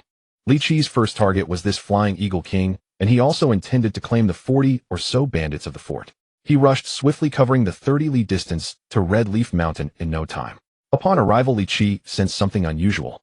Along the way, he had seen some people here and there, but within 10 li of Red Leaf Mountain there was hardly a soul. The Flying Eagle King's fearsome reputation had driven those in the know to steer clear, never crossing this area, and those who foolishly ventured in were mostly dead. Once at the location, Li Qi began his search, and soon discovered a hidden lookout in the woods where 2 bandits were keeping watch over the surroundings. Found them. As Li Qi spotted the 2 bandits, they also noticed him. Who goes there? How dare you trespass on Flying Eagle Fort? Li Qi had made no effort to conceal himself. He stepped out from the shadows, smiling at the 2 bandits. Their mention of the Flying Eagle Fort confirmed he was in the right place. Who goes there? Good question. The one who will kill you. Before the 2 bandits could speak, the masked man in black flashed forward and appeared before them. Li Qi chuckled softly, forming a sword gesture with his fingers. He gently swept his hand forward, and a pure white sword qi flew out, instantly decapitating one of the bandits. Potential .1 martial true qi. The other bandit, seeing Li Qi's technique, realized he was facing a true qi realm master. His face turned pale, and he immediately begged for mercy. Spare me, good sir. We can talk anything over, please don't strike. Li Qi said calmly, tell me about your Flying Eagle Fort, and I might consider letting you go. The bandit swiftly revealed everything he knew. After getting the information, Li Qi didn't hesitate. He twisted the bandit's neck and broke it. Become my strength. Seeing his potential points increase by another point, Li Qi left with satisfaction. One of the 2 bandits had used a sword of decent quality of fine steel blade, which Li Qi picked up and took with him. Having learned the exact location of the Flying Eagle Fort, he headed straight for it. Along the way, he discovered several more lookouts and killed every bandit he encountered, steadily increasing his potential points. Guofeng had just returned from a raid, bringing back not only gold and silver, but also several women. Anyone could imagine the fate of women falling into bandits' hands. In the Flying Eagle Fort, a feast was underway, filled with the raucous laughter of men and the weeping of women. As they were reveling in the height of their merriment, the hall's main door was sliced open by a sharp sword qi, and a black-clad figure stepped inside. Hey, you sure know how to have fun. Li Qi walked in, a smile on his face. Seeing the hall in disarray and the scantily clad women, the coldness in Li Qi's smile deepened. At the sudden intrusion, many bandits leaped up, drawing their weapons and shouting, "Who dares to cause trouble at Flying Eagle Fort? You reckless fool, die! Kill him!" A group of bandits surrounded Li Qi, but the fort's leader Guo Feiying remained silent. When he saw Li Qi slice open the door with sword Qi, his pupils dilated in shock. A true Qi realm powerhouse. He knew they were in serious trouble. A true Qi realm master was beyond his ability to counter. Instead of charging at Li Qi like the common bandits, he subtly retreated, planning to. Li Qi's gaze locked onto a bald, burly man who was steadily backing away. "You must be Guo Feiying, right?" Guo Feiying sensed trouble and turned to flee. Guo Feiying was astute, having remained cautious ever since he turned to banditry, never daring to provoke those beyond his capability. All his targets were weaker than himself, and he intercepted them one after another. Over time, his band of outlaws grew, and he even built a stronghold securing a place. In this chaotic era, Guo Feiying even earned the nickname Eagle King. But Guo Feiying knew his own worth, merely a peak Qi refining practitioner. Before those who had broken through to the true Qi realm, he was nothing but a lesser being. Lacking resources, he had no martial arts manual for the true Qi realm, nor any secret elixir to aid his breakthrough. It seemed unlikely he would ever achieve that realm in this lifetime. Thus, although others often called him Eagle King, he never dared to assume the title himself. Upon witnessing Li Qi's true Qi cultivation, Guo Feiying knew trouble was brewing and had no intention of confronting him heated. The common bandits, however, were drunk and lost in their intoxication, unable to discern the situation. They charged at Li Qi without hesitation.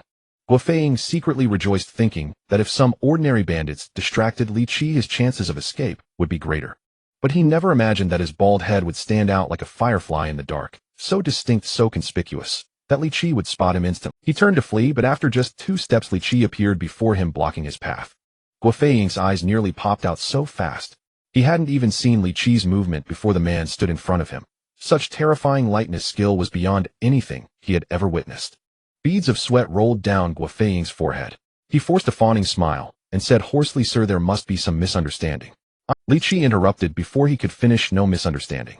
At the same time, he thrust his fine steel longsword, piercing through Guo Feiying's knee. Guo Feiying screamed in agony as blood gushed from his knees. He collapsed, clutching his legs and howling in pain. Li Qi was in no hurry to kill him. He spared his life temporarily, as he still had questions to ask. After Guo Feiying was crippled and lay on the ground wailing, the bandits in the stronghold's hall shuddered, their drunkenness fading. Guo Feiying was the strongest among them, yet even the Eagle King had been taken down. How could they mere underlings stand a chance against this man? "Run!" someone shouted, and the bandits scattered in all directions. But Li Qi would not let them escape. He instantly activated his lightness skill, chasing after them like a phantom, his figure flickering as he caught up to each bandit and dispatched them one by one. Within 10 breaths, every bandit in the stronghold was dead save for Guo Feiying. Each had been killed with a single blow. Blood flowed from their bodies, soaking the ground and filling the air with a pungent metallic stench. Such terrifying skill sent a chill through Guo Feiying, who lay on the ground, while the captured women were so frightened they nearly fainted. Blood dripped from Li Qi's longsword, and the murderous aura radiating from him made the air feel like an ice cellar. The women recoiled like frightened quails, afraid of being caught in the slaughter's wake. Li Qi ignored the women. He turned and walked to Guo Feiying, whose face was ashen, and stared at him silently. Guo Feiying's voice trembled. "Sir, spare me." Li Qi's voice was cold as he said slowly, "I ask, you answer."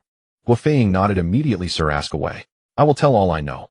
After a round of questions, Li Qi gained a clearer picture of the nearby bandit and brigand situation. Bandits know bandits best. They all engaged in plundering, often dividing territories, and sometimes clashing over turf or business. As the largest bandit in the area, Guo Feiying naturally knew the situation of other nearby outlaws. He promptly spilled everything about his colleagues. Previously, Li Qi's knowledge of bandits came from refugees and might have been inaccurate or incomplete. With Guo Feiying, an industry insider, revealing all, Li Qi now had a thorough understanding of the local bandits. "Sir, I've told you everything I know. Can you spare?" Before Guo Feiying could finish, Li Qi's sword pierced his throat. Potential points 2. Li Qi flicked his sword, shaking off the blood. "Be a better person in your next life." After killing all the bandits, Li Qi turned to the group of women huddled in the distance, a faint smile on his face. "Don't be afraid. The bandits are all dead. You're safe." He glanced at the food and drink laid out in the hall and said to them, "You must be hungry. Eat something to fill your stomachs, then leave this place." Seeing that Li Qi had come to rescue them, the women grew bolder. They thanked him, dressed, and began to eat. They hadn't had food in a long time and were truly hungry.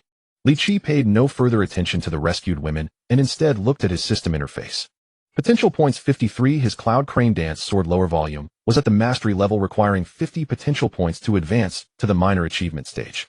With enough points, Li Qi wasted no time and began the enhancement. His system interface deducted 50 points instantly, and a flood of cultivation memories poured into his mind. Li Qi felt as if he had spent 10 years in a fleeting moment diligently practicing Cloud Crane Dance sword daily, gaining profound understanding and mastery of the art. Li Qi felt as if he had spent 10 years in a fleeting moment diligently practicing Cloud Crane Dance sword daily, gaining Thus, Li Qi stepped into the late True Qi realm. His strength now surpassed Huang Yuanqing, the leader of the Rui gang, reaching the level of Chen Shaoan. Few in Chuan City could threaten him now. After the enhancement, Li Qi felt the surging power and was thrilled this move was right. Hunting bandits was the way to go. After briefly acclimating to his newfound strength, Li Qi rose and headed toward a cave behind the stronghold. During his interrogation of Guofeng, Li Qi learned that the bandits stored plundered goods in a cave at the rear, many valuable items. Naturally, Li Qi wouldn't leave these treasures for others. He intended to take them all. The cave behind the stronghold was even fitted with an iron door. Though Li Qi lacked the key, it could not stop him. He drew his fine steel longsword, channeling true qi through the blade to enhance its sharpness. The sword sliced through, cleaving the iron door as easily as cutting tofu. Li Qi stepped through the split door and entered. The cave was piled with grain and numerous gold, silver, and jewels. Li Qi's eyes brightened, and he immediately began to pack. He carried the portable banknotes on his person, while the heavy gold and silver were placed in chests. Then, using his lightness skill, he transported the chests and buried them in a hidden spot nearby. The gold and silver were too plentiful and heavy for Li Qi to carry conveniently. He concealed them nearby, planning to retrieve them another day. While searching the cave, Li Qi also spotted a green-edged sword. The blade had a faint cyan hue and exuded an exceptionally hard Though the green-edged sword was inferior to Li Qi's dragon-patterned sword, it was far superior to the fine steel sword he currently held. Li Qi tossed aside his steel sword and replaced it with the green-edged sword. After a final glance around, ensuring nothing was left behind in the cave, he departed. He returned to the stronghold's main hall, where the women were still eating. Li Qi also sat down, took a chicken leg from the table's food and drink. He was somewhat hungry as well. There was still much to do today, so he needed to fill his stomach. After eating and drinking his fill, Li Qi packed some dry rations and then spoke to the women in the hall. "I'm leaving. Once you've eaten enough, hurry and leave this place. It's not safe here. There's still some grain in the cave behind it. If you can carry it, feel free to take some with you." Having said this, Li Qi did not linger and turned to leave. These women had never expected to leave alive after being captured, and they were immensely grateful to Li Qi. His figure quickly vanished from their sight. After annihilating the eagle's stronghold, Li Qi pressed on without pause, heading toward the lairs of other nearby bandits. With the intelligence provided by Guofeng, Li Qi accurately located the next bandit stronghold. This was a group of about 30 bandits, smaller than Guofeng's gang. Their leader was a martial artist at the late body tempering stage, weaker than Guofeng. Upon finding this band of brigands, Li Qi wasted no words and attacked directly. Soon he had slain them all under his blade, gaining another 40 potential points. After finishing, Li Qi surveyed the battlefield, sweeping up all the valuable items left by the bandits, then swiftly departed. His speed was remarkable. He roamed freely within a range of 100 li. One after another, bands of bandits and horse thieves were eradicated by Li Qi. Before wiping out each group, Li Qi would keep one alive to extract information about other nearby bandits. Thus, his efficiency in hunting bandits was extremely high. In just a single day, he had annihilated 5 bandit gangs. After a busy day, Li Qi even had time to return to Chuanan City for dinner. No one noticed that on this ordinary day, nearly 200 bandits outside the city had been slain by him. With a large number of potential points in hand, Li Qi returned home and continued to upgrade the crane dance amidst the clouds sword art, pushing it to the grand completion stage. Thus, he smoothly stepped into the peak of the true Qi realm. At the same time, Li Qi also mastered a very special ability, the materialization of sword Qi. Once a martial artist enters the true Qi realm, they can release true Qi externally, injuring enemies from 100 paces away. Sending out slashes of blade or sword Qi becomes a simple matter. But after Li Qi cultivated this sword art to grand completion, he could go a step further, achieving something even more extraordinary, the materialization of sword Qi. With a thought from Li Qi, a wisp of fine sword Qi flew from his fingertip. The pure white sharp Qi coiled around his fingertip, then with a slight undulation transformed into a small white bird perched on his finger. The bird spread its wings and preened its feathers lifelike. Under Li Qi's control, this wisp of sword Qi shifted forms, now a bird, now a fish, encircling him. Any martial art or technique, when cultivated to grand completion, possesses astonishing power. The crane dance amidst the clouds sword art, having reached this stage, unleashed almost terrifying might. With such strength, he stood at the pinnacle of Chuanan City. As long as he did not court death, it was nearly impossible for him to die. The true chi within Li Qi was incredibly vast, roaring and spinning like a storm in his dantian. It exuded a fearsome aura. Finally reached this realm, Li Qi let out a long sigh, feeling an unprecedented calm in his heart. He possessed the Supreme Martial Art System, allowing him to use potential points to elevate his martial skills. He knew it wouldn't take long to reach the peak of the true Qi realm, yet when the day truly arrived, he still felt a sense of disbelief. For ordinary people, achieving anything in the martial path is extremely difficult. To break through the limits of body tempering, reach the true Qi realm, and even attain the peak of true Qi. Such a feat is as hard as reaching the heavens. Without long years of diligent practice, considerable talent, a measure of luck, and ample resources, it is absolutely impossible to reach this point. But Li Qi, with the system's help, had reached this realm in just a few short days, completely surpassing the understanding of everyone in this world. Already at the peak of true Qi, I need to think about how to break through to the next realm. The realm after true Qi is called the True Yuan realm. When a martial artist in the true Qi realm has honed and refined their martial true Qi to its limit, they can attempt to liquefy this gaseous true Qi into liquid true Yuan. True Yuan is in essence highly liquefied true Qi. Its quality is extremely high, with power more than 10 times that of true Qi. A martial artist in the true Yuan realm can easily overwhelm 10 in the true Qi realm. Hence the saying, acquired true Qi. Innate true Yuan. Martial artists in the true Yuan realm are also known as innate martial artists. Upon reaching this realm, the life essence of an innate martial artist undergoes a tremendous elevation, allowing them to live easily for 200 years. Such a martial realm filled Li Qi with longing and an unquiet heart. The problem before him was how to break through the true Qi realm and reach the stronger true Yuan realm. The key to this lies in the cultivation technique. With enough potential points, Li Qi could rapidly advance any martial art or technique. However, he currently lacked a cultivation method for the true Yuan realm, making it impossible to proceed, like a clever cook without rice. Where can I get a martial technique for the true Yuan realm? Li Qi thought of the Wishful Help Gang and Huang Yuanqing, but immediately dismissed the idea. Though Huang Yuanqing was a gang leader, in Li Qi's view it was unlikely he possessed a martial technique at the level of the true Yuan realm. After all, Huang Yuanqing was merely the leader of a second-rate gang in Chuanan City, lacking sufficient depth. After pondering for a while, without any leads, Li Qi had to set the matter aside for the time being. Oh well, there's no need to rush this. He'll just pay more attention in the future. In the following days, Li Qi went out daily to hunt bandits, returning at sunset. His potential points soared, quickly surpassing 300. He had nearly swept all the bandits near Chuanan City, carving out a small patch of peace through sheer slaughter. To continue gaining potential points, Li Qi had to hunt farther afield, and his area of activity grew ever larger. With so many bandits dying in such a short time, the change stirred attention within the city. Many factions took notice. Some clapped their hands in approval. Some watched coldly from the sidelines, and others felt uneasy. But Li Qi, with his exceptional lightness skill, traveled daily between the wilderness and the city without alerting anyone. Even those in the Wishful Help Gang who were close to Li Qi detected nothing unusual, merely assuming he had earned a few taels of reward and gone off to enjoy himself somewhere.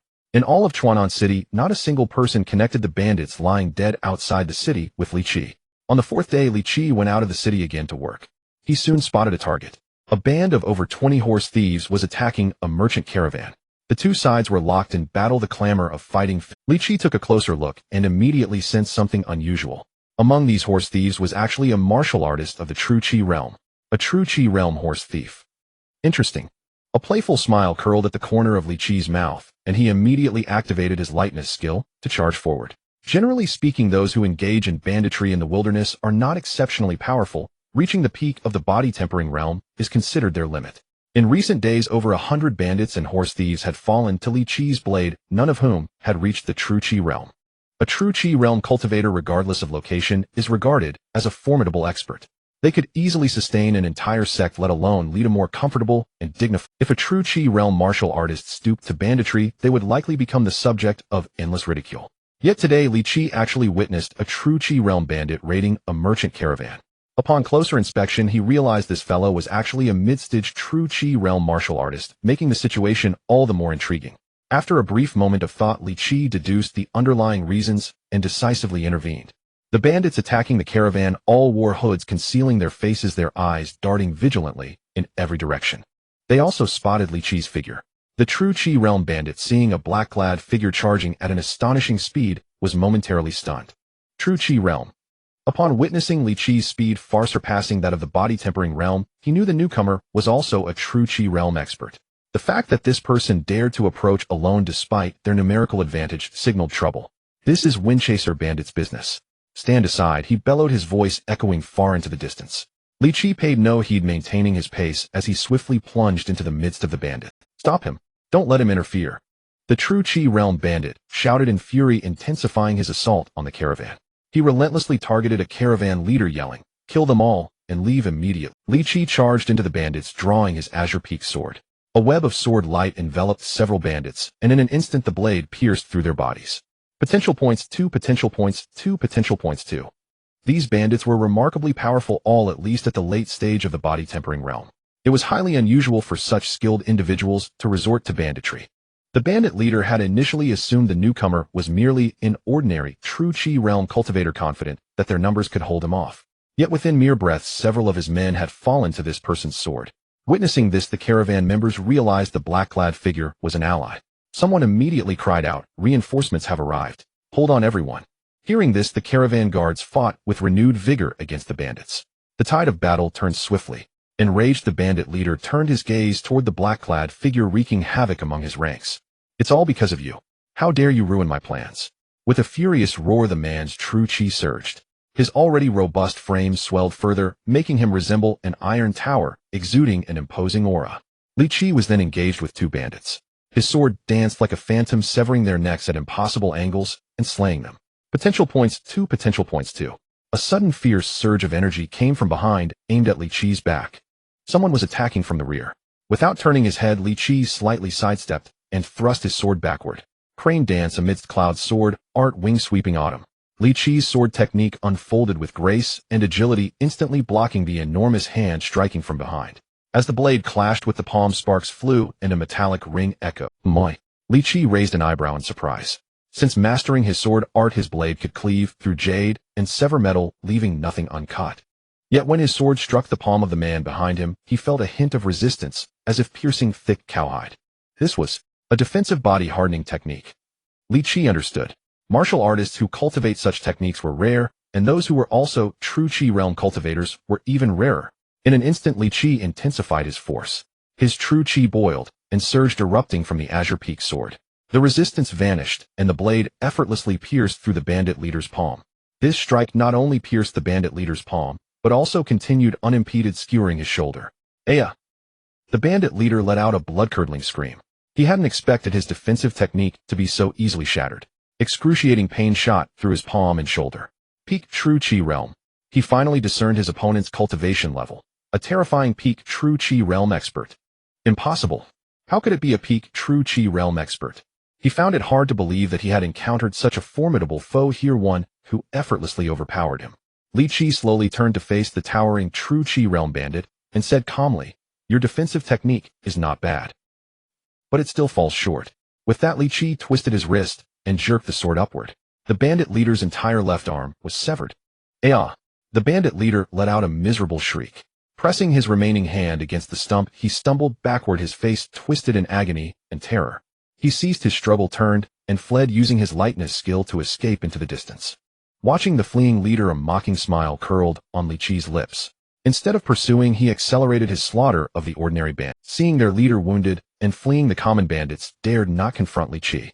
With cries of alarm, they scattered in all directions. Li Qi fully exerted his lightness skill, catching up to the ordinary bandits one by one and slaying them. Then he followed the direction the bandit leader had fled. Despite emergency measures, blood continued to drip from the severed arm, leaving a clear trail on the ground. Following these traces, Li Qi quickly caught up to the fleeing bandit leader. The man was now pale from blood loss, weak and disheveled, a far cry from his earlier ferocity. With a burst of speed, Li Qi overtook the bandit leader and blocked his path. "This is the end for you." These words struck like a death sentence. The bandit leader halted, his body trembling uncontrollably. Steeling himself, he tore off his hood, revealing his true face. A burly man with a thick beard. He blustered, "You can't kill me." Li Qi raised an eyebrow. "Why? Because I am Wei Biao of the Jade Dragon Gang." Li Qi paused. He knew of the Jade Dragon. The name Jade Dragon Gang carried immense weight, for it was the premier gang in Chuan County City. The gang boasted nearly 1,000 members, including as many as 10 true Qi realm martial artists. It was said that the gang's leader Zhao Yulong was himself a peak true Qi realm top expert. Wei Biao straightened up and said slowly, "I acknowledge your impressive skills, but the Jade Dragon Gang is not to be trifled with." Wei Biao emphasized the name Zhao Yulong, warning Li Qi not to be foolish, or the gang's retribution would be unbearable. Having revealed his identity, Wei Biao breathed a sigh of relief, feeling he had regained some control. He began to speak again. "Why not let me go, and we'll call it even? Otherwise my Jade Dragon Gang." Before Wei Biao could finish, Li Qi flashed past him, and the azure-peaked sword swept across his neck. A head tumbled to the ground. What a fool, isn't he? Trying to scare me with Zhao Yulong. Even if Zhao Yulong came, I'd kill him without a second thought. Li Qi sneered. Wei Biao had completely misjudged the situation, still blustering and threatening. Li Qi, tired of his nonsense, ended him with a single strike. Potential points 5. Having secured the potential points, Li Qi chuckled and began to search Wei Biao's corpse. True Qi realm martial artists often carried valuable items, and Li Qi was not one to overlook such spoils. He soon retrieved a book from Wei Biao's body. "This is Iron Body Forging Art." As Li Qi retrieved the book from Wei Biao's person, a series of prompts flashed before his eyes. Discoverable martial art detected. Martial art being recorded. You have acquired a mid-grade martial art. Iron Body Forging. Li Qi rejoiced. Iron Body. He immediately began to examine the details of this martial art. Iron Body Forging grade, mid-grade martial art mastery level, uninitiated, 3 potential points required to initiate techniques, diamond form, pagoda form. Description: Iron Body Forging is a defensive hard Qigong technique. Coordinated with breathing exercises, it cultivates protective inner Qi from the outside in greatly enhancing physical defense. Upon seeing this martial art manual, Li Qi understood in his heart, it must have been this very defensive hard Qigong that Wei Biao had cultivated to possess such formidable defensive power. Li Qi was quite interested in this Iron Body Forging. This technique was perfect for strengthening his physical defense, making him impervious to ambushes and sneak attacks, thus compensating for one of his weaknesses. Gazing at Wei Biao's severed head, he curled his lips into a grin. "Your Iron Body Forging is quite impressive. Too bad it's mine now." After a moment's thought, Li Qi stripped off Wei Biao's outer garment, wrapped his head in it, and carried it away. As the premier gang of Chuan Prefecture City, the Yulong Gang usually maintained a decent reputation. At least on the surface, they had never committed any heinous acts. Everyone conducted themselves with gentlemanly decorum. Yet Wei Biao, one of the Yulong Gang's true Qi realm experts, was leading a group of men to rob people outside. This was quite intriguing. Wei Biao led over 20 martial artists of considerable strength, all donning hoods to conceal their faces, transforming into a band of horse bandits, called the wind-chasing thieves, waylaying travelers on the road. The reason for this was not hard to guess. Greed. As the world grew increasingly chaotic with rampant bandits, many traveling merchants fell victim to plunder, and the Yulong Gang began to harbor some improper thoughts. Since those mountain bandits and horse thieves could rob people, why couldn't they? Murder, arson, and robbery bring gold and silk. Building bridges and paving roads leaves only bones. Robbery yielded wealth far faster than doing business, which also carried the risk of, as long as you plundered, there would always be gains. It was a business with no capital. And as for what happened in the wilderness, what did that have to do with the Yulong Gang? As long as no witnesses were left alive and they weren't caught red-handed, they could simply blame everything on other bandits afterward, and they'd be off scot-free. Back in the city, they would shed their bandit gear, and everyone would be a gentleman again, a respectable person. The wind-chasing thieves under the Yulong Gang were led by a powerful, true Qi realm mid-stage martial artist. They specifically targeted large merchant caravans of 80 to 100 people, and a single successful job would bring in immense wealth. This band of thieves had already plundered several large caravans, feasting lavishly, their skills growing ever more refined. But unfortunately, today they ran into Li Qi and they all met their downfall. He who sows injustice shall reap disaster. Clutching Wei Biao's head, Li Qi rushed back swiftly to the intercepted merchants. From afar, the 100 or so people saw Li Qi's figure approaching rapidly. That expert is back. Did he also kill that wind-chasing thief who ran away? Why is he coming back? Could he be planning to rob us too? Pa, don't talk nonsense. If you anger this unknown strongman in this desolate wilderness, anything could happen. Someone who originally didn't want to fight might be forced to buy your words. As Li Qi drew near the caravan's steward, his face wreathed in smiles, cautiously approached him. "Sir, you have returned. I am Su He. I thank you for your righteous intervention earlier. If not for you repelling those villains, our caravan of 100 people would have been in grave danger." Su He did not ask Li Qi's origin. His first words were gratitude, revealing his shrewd and worldly nature. Li Qi nodded in response, casually replying, "Punishing evil and upholding justice is the duty of us martial artists. There is no need for thanks." Saying this, Li Qi tossed the cloth bundle forward into Su He's hands. The ringleader has been slain by me. His head is here, you may take it back and deal with it as you see fit. Su He was stunned for a moment. He took the cloth bundle, opened it a crack, and saw the head inside. Wei. Upon seeing the face of the head, Su He's expression changed. A name escaped his lips, but then he stopped abruptly. He swallowed the last word forcibly. Su He cast a helpless glance at the head in the bundle, then said to Li Qi with a wry smile, "Sir, you have gone to great lengths to bring back this villain's head. It provides some closure for our fallen brothers. On behalf of those deceased brothers, I thank you, sir." A faint smile appeared on Li Qi's face beneath his mask, inwardly praising Su He for being sensible and quick-witted. "You are too kind. It is the duty of us martial artists." He had finished off the wind-chasing thieves and obtained his potential points. He could have left on his own, but he deliberately brought Wei Biao's head back and handed it to the caravan's steward, naturally having his own reasons. Wei Biao was a member of the Yulong gang. Now that the Yulong gang had lost a true Qi realm martial artist and a group of not weak body tempering realm fighters, they would surely not let the matter rest and would try to find the killer. Li Qi was not afraid of the Yulong gang's men, but he had no time to deal with them now. He had many things to do, and the Yulong gang's intervention could disrupt his upcoming plans. Therefore, he brought Wei Biao's head back and gave it to Su He, intending to bring this matter into the open, pushing this caravan to the forefront to divert the Yulong. Li Qi had observed that this caravan was very large with over 100 people, and the power behind it must be considerable. Perhaps it couldn't compare to the Yulong gang, but it should be sufficient as a shield. Su He also sensed the deeper implication behind Li Qi's action. He knew he might be used as a shield and felt a pang of resentment, but he quickly let it go. Regardless, Li Qi had saved all of them. This was an indisputable fact. They had no right to criticize Li Qi's actions. Thus Su He quickly organized his words, stating only that this head was an account settled for the deceased brothers, and that Li Qi was a man of great righteousness. Besides, Li Qi was a formidable force of unfathomable strength. Even if Su He had some unpleasant words, he dared not utter them. Li Qi nodded with satisfaction. "Since that's the case, let us part ways here. Until we meet again." Su He responded, "Great kindness needs no words of thanks. If you ever have a use for me in the future, sir, you can find me at the Linglong Merchant Guild. I will serve you with utmost loyalty." Li Qi had already turned to leave, but upon hearing Su He's words, he paused mid-stride and stopped. He turned back to look at Su He and asked, "You are from the Linglong Merchant Guild?"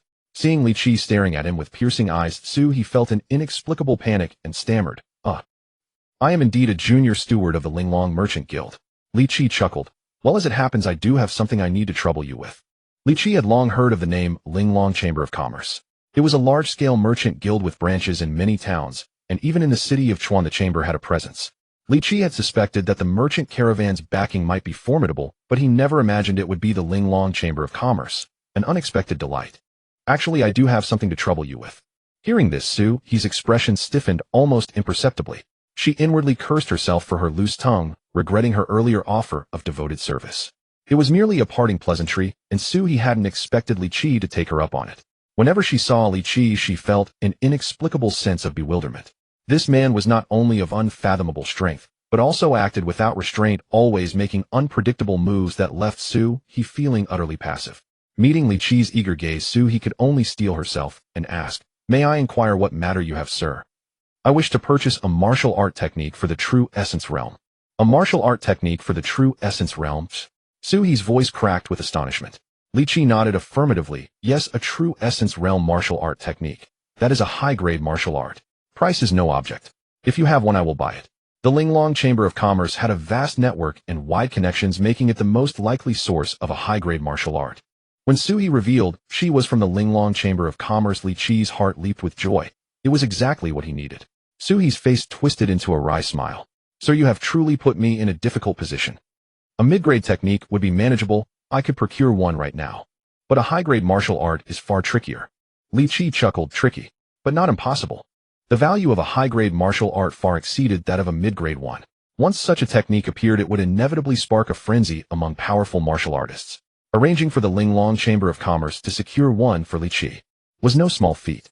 After a moment of contemplation, Su He spoke slowly. 3 years ago, our chamber acquired a high-grade martial art called the Mystic Void Saber technique.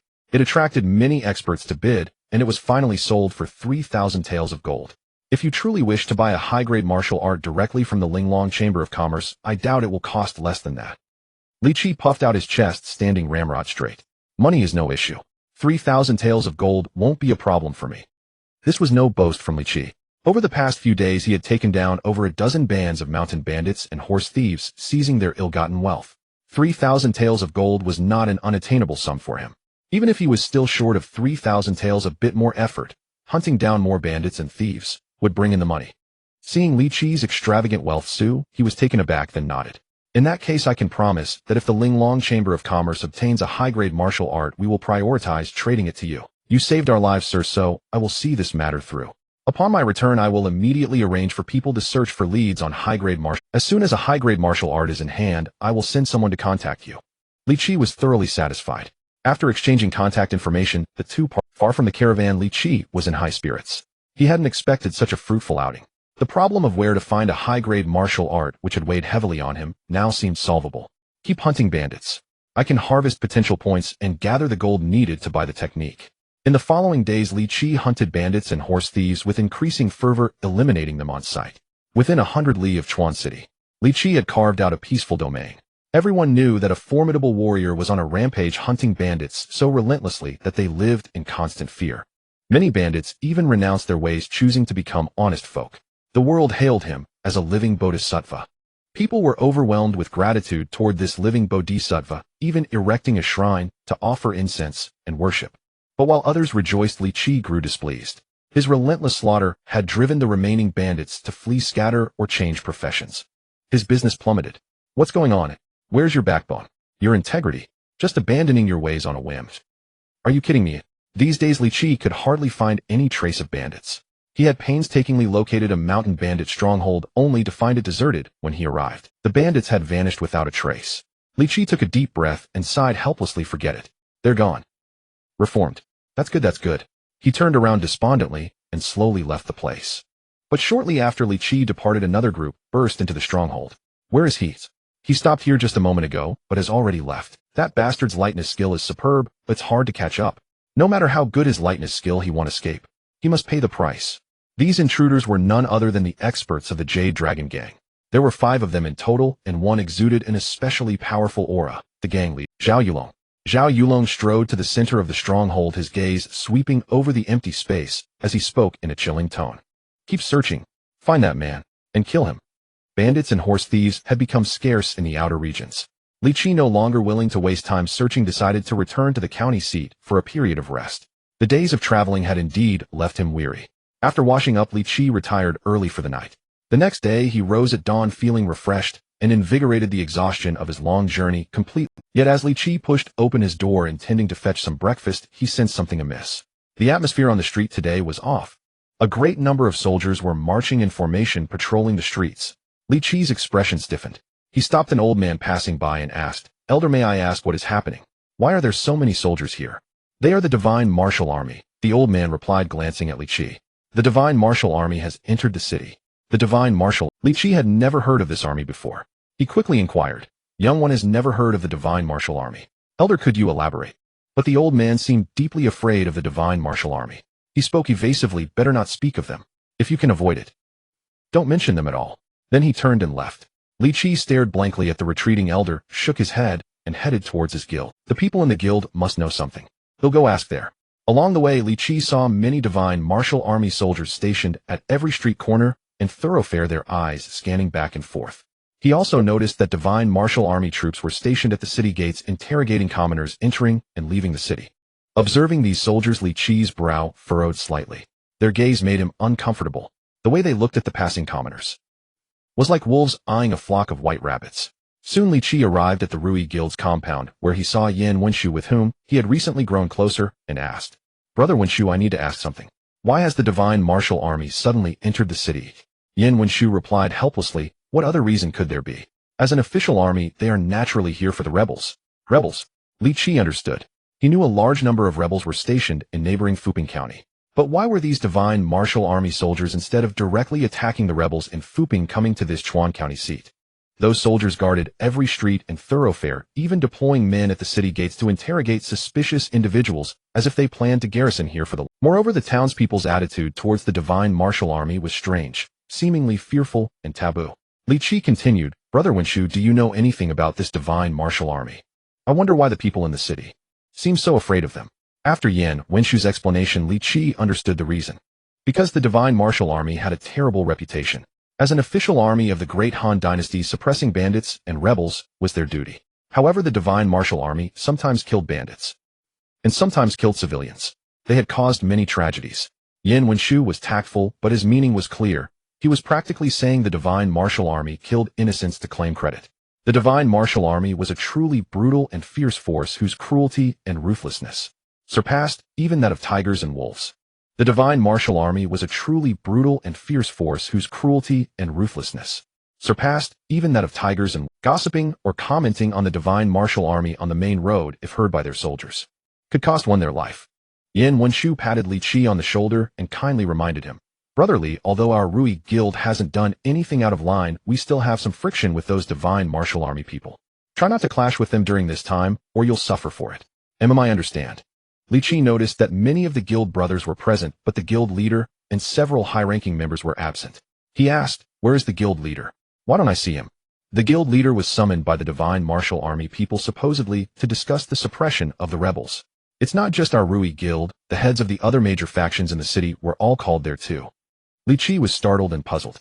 The Rui guild was a martial arts faction. It was neither under military command nor on the government payroll. Whether the Divine Martial Army wanted to suppress bandits and rebels was their own business. What did it have to do with these martial arts factions? Did they expect to command these factions to help them suppress the rebellion? Amidst Li Qi's doubts, the city lord's mansion in Chuan County was already abuzz with noise. The leaders of various factions had gathered there, arguing loudly. "Gentlemen, I am Luo Yongyan, a 5th-rank Yoshi general commanding the Divine Martial Vanguard Army, to pacify the rebels in Fuping County. I have summoned you all here today to discuss the matter of suppressing the bandits." Before Yoshi General Luo Yongyan could finish, someone interrupted, "Suppress your rebellion. What does it have to do with us?" As soon as these words were spoken, the entire hall fell silent. Luo Yongyan's eyes darted, locking onto a figure in the crowd. It was a rough-looking man everyone recognized as Fang Zhuo, the head of a second-rate gang, and unfazed by the interruption, Luo Yongyan acted as if he hadn't heard, though a hint of coldness crept into his eyes. He continued speaking as if nothing had. 2 months ago, the rebels passed through Chuan County and stayed for 3 days before heading to Fuping County. According to intelligence received by this general, although most of the rebels are in Fuping County within Chuan County, there are still many rebel spies planted here. I have summoned you all today to give you a heads up and ask for your help in keeping an eye out for any suspicious individuals in the city. If those rebel spies happen to be hiding under your command and I discover you are involved with the rebels, don't blame me for turning hostile. Luo Yongyan's words were pointed and carried a veiled threat. The crowd felt a surge of anger, their breaths becoming heavier. "Stop spouting nonsense here. You're abusing your power trying to frame us. We won't fall for your tricks." Fang Zhuo was the first to lose his temper, cursing loudly. At this, Luo Yongyan, who had been ignoring Fang Zhuo, finally broke his silence. His gaze fell squarely on Fang Zhuo as he spoke coldly. "How strange. This general has come to suppress bandits and rebels and to search for rebel spies. A good deed for the nation and its people. Why do you, a fool, repeatedly disrupt my orders? Could it be that you are involved with the rebels and are now anxious about my arrangements? Guards, this man is highly suspicious. Seize him." Luo Yongyan bellowed, and immediately dozens of armed soldiers appeared surrounding Fang Zhuo. In that instant, as Fang Zhuo saw the 100 or so gleaming blades of the soldiers closing in with sinister grins, his face turned pale. Fang Zhuo had no connection to the rebels. His repeated interruptions were simply due to his fiery temper, which had always been his nature. Ordinarily, acting like this in Chuan County wouldn't have caused any major issues. But this time he had chosen the wrong person to cross. He had challenged the Divine Martial Army. "Luo, stop slandering me here. I have nothing to do with the rebels. You are just retaliating." Luo Yongyan remained composed and said calmly, "Guilty or not, this general will decide. Wait peacefully in the prison." Fang Zhuo was utterly panicked. If he were truly captured by these soldiers and thrown into prison, how could it end well? When that happened, he would be guilty even if innocent. "I must not let them catch me." The thought flashed through Fang Zhuo's mind. He turned and ran, knocking over several soldiers in an attempt to break through the encirclement. At that moment, Luo Yongyan, who had been wearing a cold expression, finally smiled. Not only colluding with rebels, but also resisting arrest with force and assaulting. His crime warrants death. The martial qi within Luo Yongyan's body exploded instantly. He moved, appearing before Fang Zhuo in a flash. His long saber, a weapon forged from countless battles, was drawn from its scabbard and swung towards Fang Zhuo. Before anyone could react, the blade's light traced across Fang Zhuo's neck. A head slowly fell to the ground. Luo Yongyan flicked the blood from his long saber, sheathed it, and slowly turned to face the crowd, a chilling smile spreading across his face. The criminal has been executed. Does anyone object? Li Qi had not been in the Rui gang for long when Huang Yuanqing returned from outside. However, the gang leader's face was frighteningly dark and the members' hearts tightened. They had never seen Huang Yuanqing look so grim. Upon his return, Huang Yuanqing gathered everyone in the gang and said in a cold voice, "The divine martial army has entered the city. I need not elaborate on who these people are. You all know well in your hearts. The divine martial army will stay in Chuan for some time. All of you behave yourselves and avoid conflict with them. Otherwise I won't be able to save you." As the backbone of the gang, Huang Yuanqing was the pillar for everyone and should not have uttered such humiliating and disheartening words. But circumstances were stronger than individuals, and he had no choice. Not long ago, the top leaders of all the gang factions in Chuan had gathered at the city lord's mansion, where they met the commanding general of the divine martial army. The general, merely due to a verbal dispute, actually executed a gang leader from Chuan County in public. Witnessing such an event, everyone's hearts trembled violently. All the gang forces of Chuan were present, yet Luo Yongnian dared to act openly, disregarding everyone else as if they were nothing. It was utterly outrageous. But when everyone saw Luo Yongnian's strength, not a single person dared to protest. He was at the peak of the true Qi realm. No one had expected Luo Yongnian to be a top-tier powerhouse at the peak of the true Qi realm. Fang Zhua, who was not weak with his mid-stage true Qi realm cultivation, could not even withstand a single move from this Luo Yongnian before being slain on the spot. After that, no one dared to make a sound. Not only was Luo Yongnian immensely powerful and domineering in his actions, but he also commanded tens of thousands of elite troops. They were on an entirely different level from these Jianghu factions. If anyone provoked this fearsome deity, they would be the next to suffer calamity. No one dared to defy Luo Yongnian any longer. If they were falsely accused of being rebels, it would mean the extermination of their entire clan. After establishing his authority through killing Luo Yongnian, promptly made some demands. He declared that he would purchase military supplies from these gang factions, including, but not limited to, grain, meat, charcoal, horses, and leather. Ordinary procurement would have been fine, but the price Luo Yongnian offered was a full 30% below market value. As Luo Yongnian put it, the imperial court was also in a difficult position and had no money, hoping everyone would understand. Everyone trembled with rage. Was this to suppress a rebellion? This was clearly extortion. Heaven knows how much kickback Luo Yongnian would take. Seeing Luo Yongnian's posture as if he were about to uncover more rebel spies, the gang leaders dared not speak out in anger and could only grudgingly accede to his demands. Huang Yuanqing could not escape this either. He happened to own a grain shop which fell under Luo Yongnian's procurement scope. Thinking about the heavy losses he would soon suffer, Huang Yuanqing's face turned even darker. Seeing Huang Yuanqing's expression as gloomy as water, no one in the Rui gang dared to ask questions. They simply acknowledged his orders. After giving his instructions, Huang Yuanqing departed, and the gang members dispersed. Soon news spread throughout Chuan County, and Li Qi learned exactly what had happened, inwardly exclaiming in surprise. Truly the divine martial army acting like this. No wonder the people fear them like tigers and wolves. No wonder rebellions spring up everywhere. The fate of the Great Han is likely nearing its end. Li Qi sighed to himself in reflection. But none of this concerned him. Although he was a powerhouse at the peak of the true Qi realm, his public identity was merely a member of a second-rate gang in the county. No one paid him any attention. Moreover, it was Huang Yuanqing who would suffer the heavy losses. Li Qi would still receive his monthly wages as usual, unaffected. Forget about all that. He'll go back and upgrade my cultivation technique. Li Qi had been hunting bandits for days and had accumulated a considerable amount of potential points. Returning home, he summoned the system interface, which displayed his gains during this period. Potential points 580. With so many potential points, he could use them for a long time. He had obtained the iron body tempering art, but had not yet processed it. Now was the perfect time to upgrade it. Consume 3 potential points. Iron body tempering art has reached the beginner level. Consume 10 potential points. Iron body tempering art has reached the proficient level. Consume 100 potential points. Iron body tempering art has reached the grandmaster level. Comprehended special physique. As potential points poured out continuously, the mastery level of the iron body tempering art, a protective hard body technique, kept rising. Li Qi's body swelled, his muscles bulging high, filled with terrifying power. When he elevated the iron body tempering art to the grandmaster level, a peculiar hue appeared on his skin. A faint lead gray color emerged on the surface, exuding a subtle metallic luster. It was as if his body were forged from metal. Iron body, a special physique that only manifests when the protective hard body technique iron body tempering art is cultivated to the grandmaster level, reaching an insurmountable peak. Those with the iron body not only have greatly enhanced strength and defense, but also significantly accelerated recovery of injuries and stamina. Upon seeing this special physique, his body radiating a faint metallic sheen, Li Qi was overjoyed. The enhancement this protective technique brought him far exceeded his expectations. As everyone knew, protective hard-body techniques were notoriously difficult to cultivate. To practice such techniques required a vast amount of time to temper the body, a painful and arduous process. Sometimes special elixirs were also needed to consolidate and enhance the training results in order to achieve success. Yet Li Qi had mastered the iron body tempering art to its theoretical limit in a short time. He once again felt the power of his system, which seemed heaven-defying, turning the impossible into reality. Li Qi drew his dragon-patterned sword and pressed the tip against his palm, gradually increasing the pressure. The tip soon sank into the flesh, but only a small pit the size of a fingernail appeared on his palm. The sword tip did not pierce the skin. When Li Qi increased the force to 50%, the skin on his palm still remained unbroken. He did not continue to push harder. Under immense pressure, his dragon-patterned sword had bent. If he applied more force, the sword might snap. He lifted the sword from his palm, and the blade straightened again. On his palm, only a tiny white mark remained without even a trace of blood. With the circulation of protective true qi, even this small white mark on his palm quickly faded and disappeared. Such terrifying defense.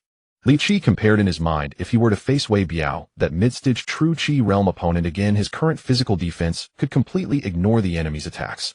After the enhancement, Li Qi contracted his body, and the formidable protective true qi returned within him.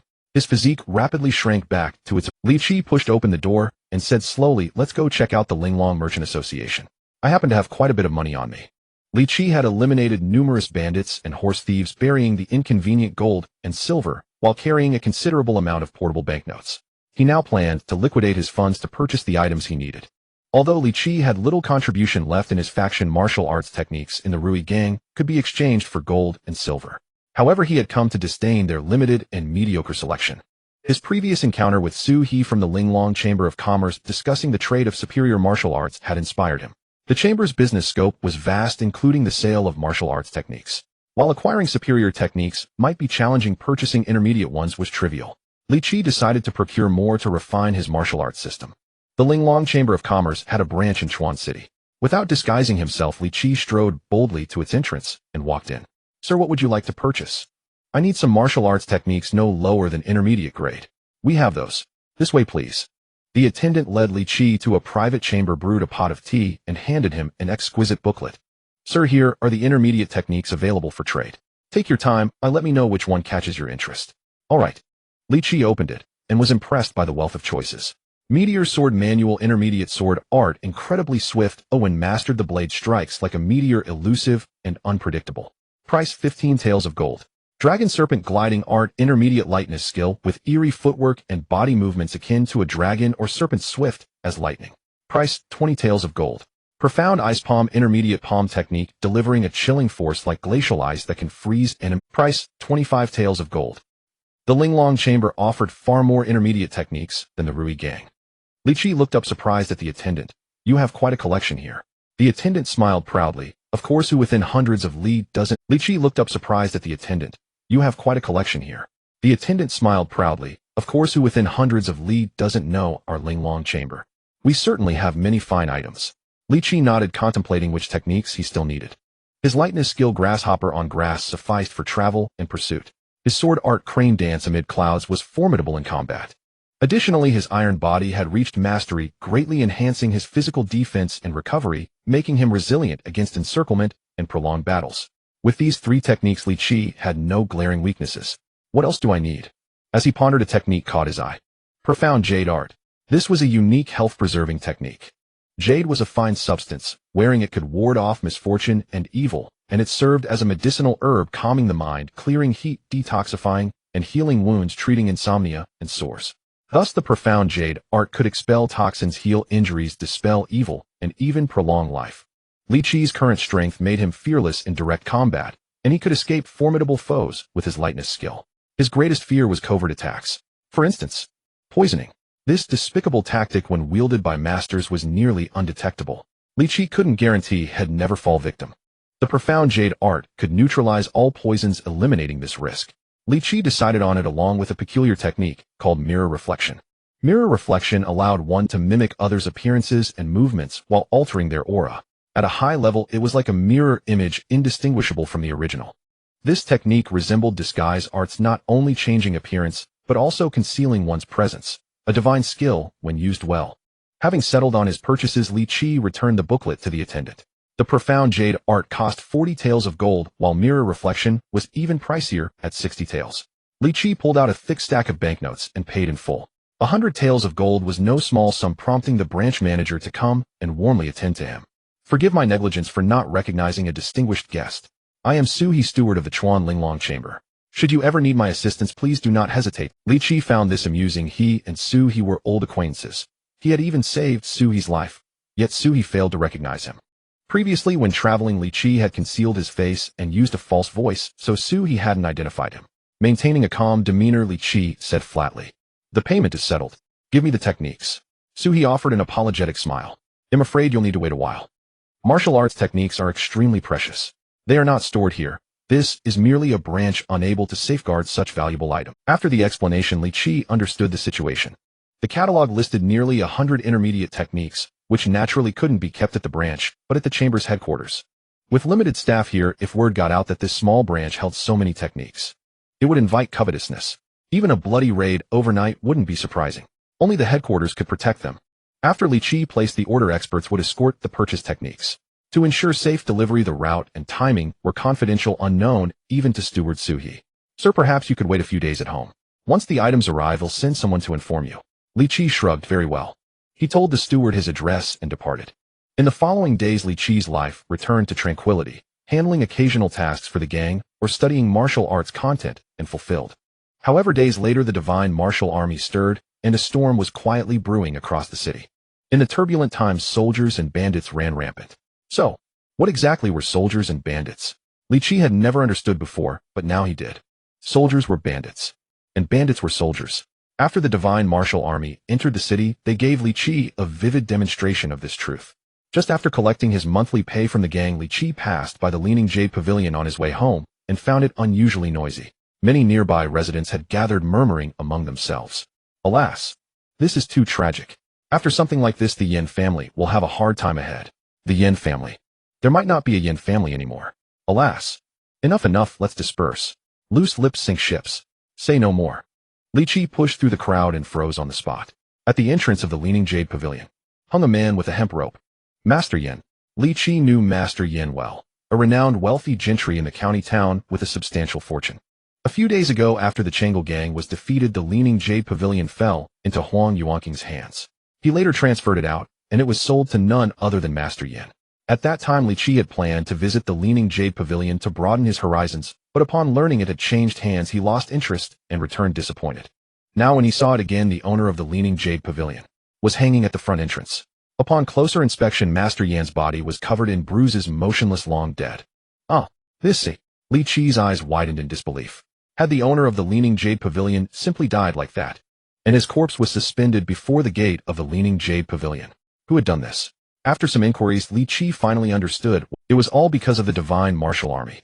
Not long ago, several junior officers from the Divine Martial Army came to the Leaning Jade Pavilion for entertainment, summoning some courtesans to amuse themselves, enjoying great pleasure. But after finishing, they refused to pay and simply walked away. The Leaning Jade Pavilion would not let this slide, and a dispute broke out with these junior officers. The pavilion's guards blocked their path, demanding payment before they could leave. This stirred a hornet's nest.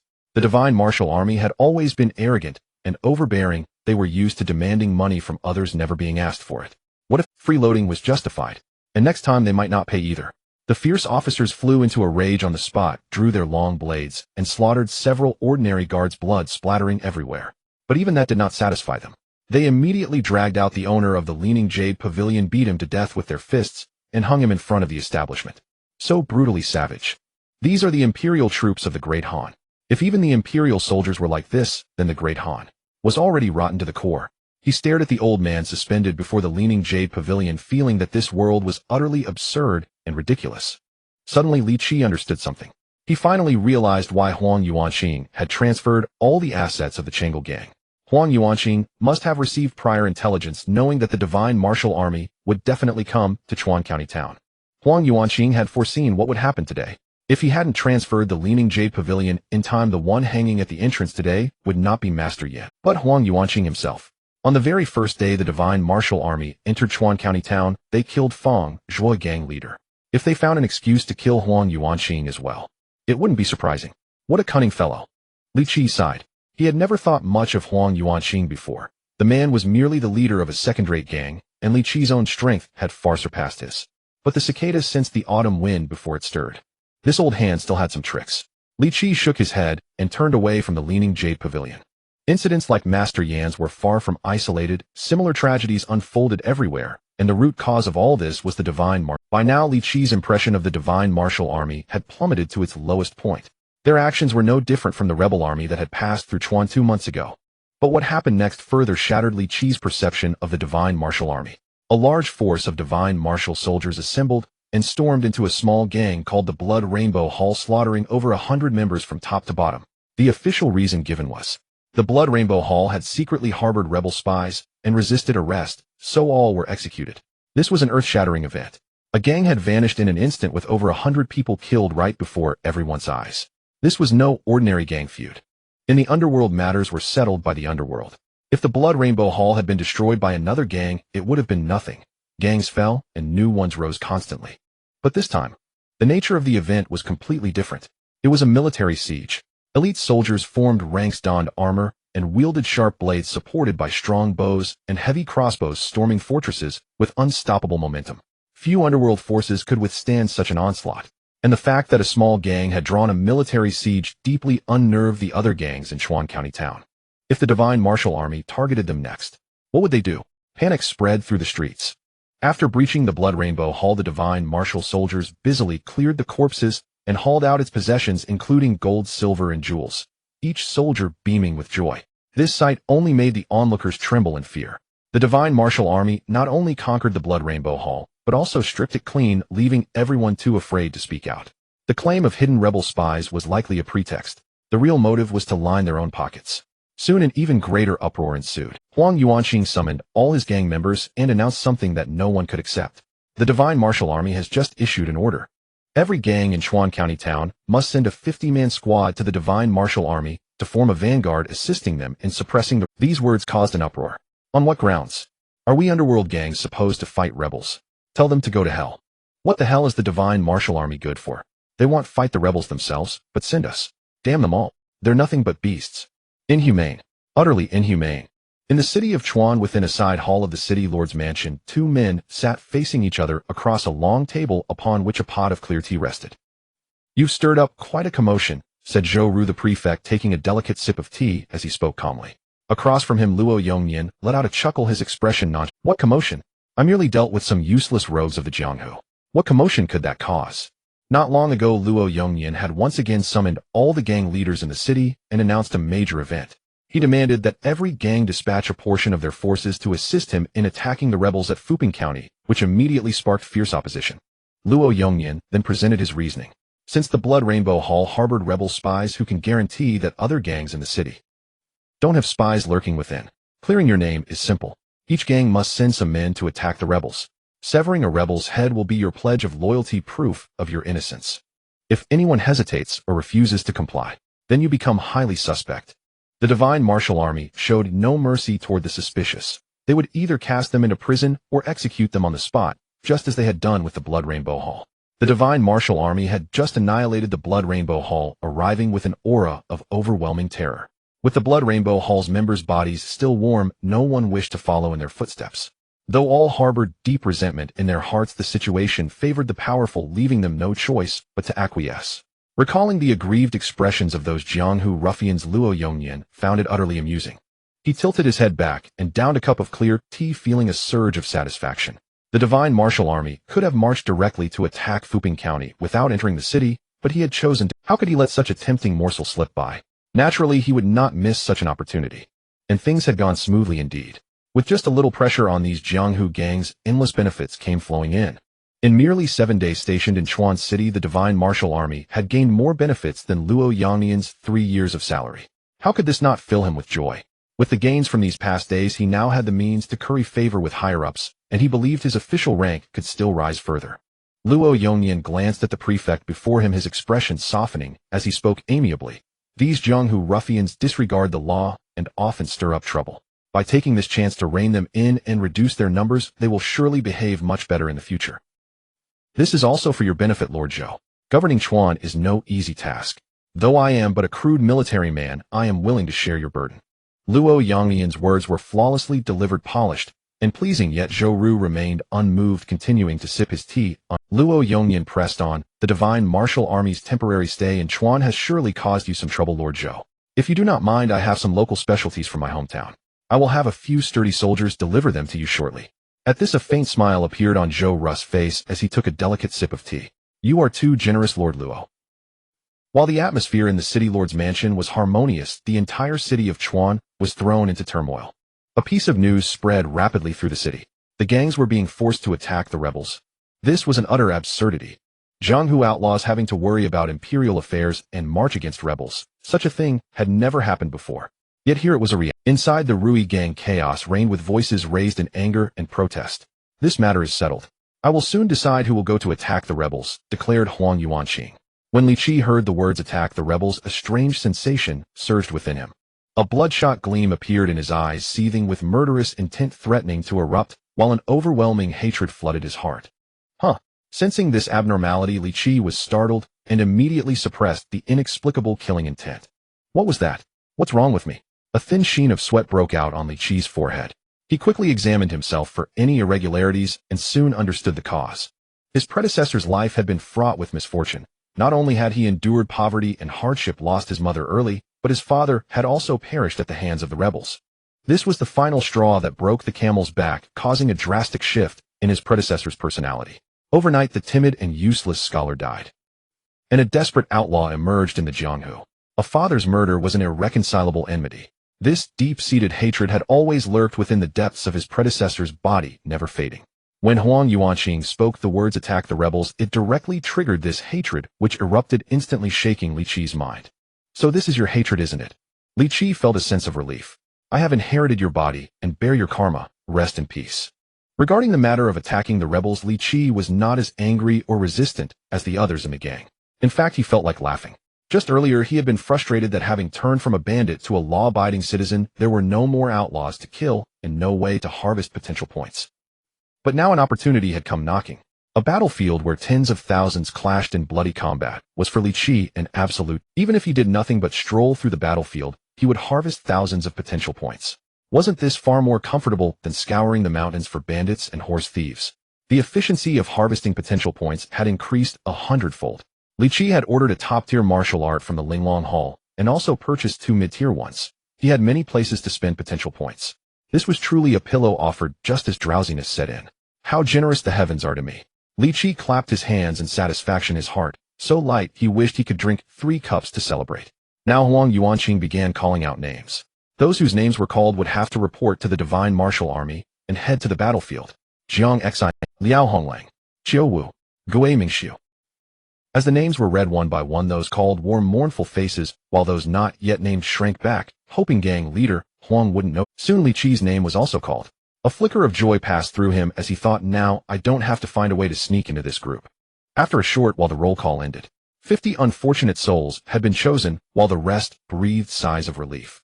Those selected dared not flee, for if they did, neither the Rui gang nor the Divine Martial Army would spare them, especially those with families and children.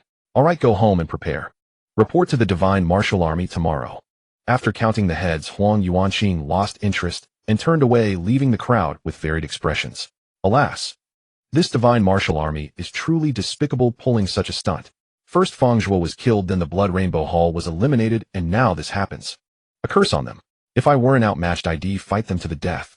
They say we're to assist them in attacking the rebels, but they're surely sending us to our doom. To be cannon fodder. I don't care, I'll hide when the time comes. Me too. A group of people murmured amongst themselves. Those chosen were indignant, while those not selected felt relieved and quickly left the place. At that moment, Han Yanxiu also approached, saying bitterly, Li Qi, you've been chosen too. Li Qi looked at Han Yanxiu, nodded calmly, and replied, yes, it's the same for everyone. Han Yanxiu had also been selected. He was merely a martial artist at the early body tempering stage at the bottom of the gang, yet he too was picked by Huang Yuanqing to join the Divine Martial Army. Luo Yongnian intended to send these people to die on the battlefield, deliberately weakening the manpower and strength of various gangs in Chuan, thereby currying favor with the Chuan prefect. Huang Yuanqing and the others were not fools. They would not send all their elites away. The chosen ones were mostly low-level members of the gangs, with most being martial artists at the early and middle body tempering stages, and only a few at the late stage. After this campaign, the Rui gang might suffer heavy losses, but it would not be crippled and could hope to recover quickly.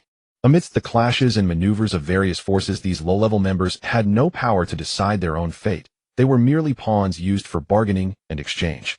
Li Qi sneered inwardly. Although he intended to go to the battlefield to harvest potential points, being pushed out to die like this still left a bitter taste in his mouth. As a member of the Rui gang, he had once felt a sense of belonging, but now that feeling had faded considerably. After the Divine Martial Army finishes attacking the rebels, and I've gathered enough potential points, it's time to leave. With my current strength, I can go anywhere. Besides, a true man born between heaven and earth, how can he languish under others? When this thought suddenly surfaced in his mind, Li Qi's heart surged with uncontrollable excitement. His former self was merely a scholar content in a secluded corner, never having traveled far, oblivious to the world outside, devoting himself solely to the study of sages' books, knowing very little of the outside world. And since Li Qi had transmigrated here, he had been busy with slaughter and survival, so he couldn't claim to know much about the outside world either. He yearned to go out and see, to witness this world with its powerful martial civilization, to see what kind of world it truly was. What kind of world it was. A faint smile appeared on Li Qi's face. Han Yanqiu, standing before him, was distracted and didn't notice Li Qi's expression. He had been seeing less of Li Qi lately, but now that disaster loomed, he sought Li Qi out again. Knowing why Han Yanqiu had come, Li Qi comforted him. It's okay, brother Qiu. When the time comes, stay close to me and don't get separated. With Li Qi's words, Han Yanqiu felt more at ease. He looked at Li Qi gratefully and said, "Thank you, brother." He knew that Li Qi's cultivation had advanced rapidly, far surpassing his own. He had come seeking Li Qi's protection, hoping that Li Qi would look out for him on the battlefield. Li Qi had a favorable impression of Han Yanqiu. When he first entered the martial world, he had followed Han Yanqiu, who had helped him when he was weakest and most helpless. Li Qi was not one to withhold repayment. Many others had similar intentions to Han Yanqiu, and soon a crowd gathered around Li Qi, also seeking his protection. Li Qi was one of the strongest among those sent to the Divine Martial Army, and the other ordinary gang members flocked to him, their faces beaming with warm and flattering smiles. "Brother Li, when we get to the Divine Martial Army tomorrow, you'll have to look out for me. I don't have much else, just a little money. Please take it." A burly man said this while pressing a heavy gold ingot into Li Qi's hand. Though the man's face showed pain, he gritted his teeth and let it. There was no help for it. This was the price of survival. Other gang members also kept stuffing various favors into Li Qi's hands, and some who had nothing on them even hurried home to fetch things, leaving Li Qi both amused and exasperated. After dealing with these people, Li Qi returned home and placed the items on the table beside him, remaining silent for a while. After a long silence, he finally sighed, then went to wash up. Just as he was about to sleep, there was a knock at the door. "Brother Li, are you asleep?" "It's me, Song Xuanan, a brother from the gang. I've come late at night to discuss something. Please open the door."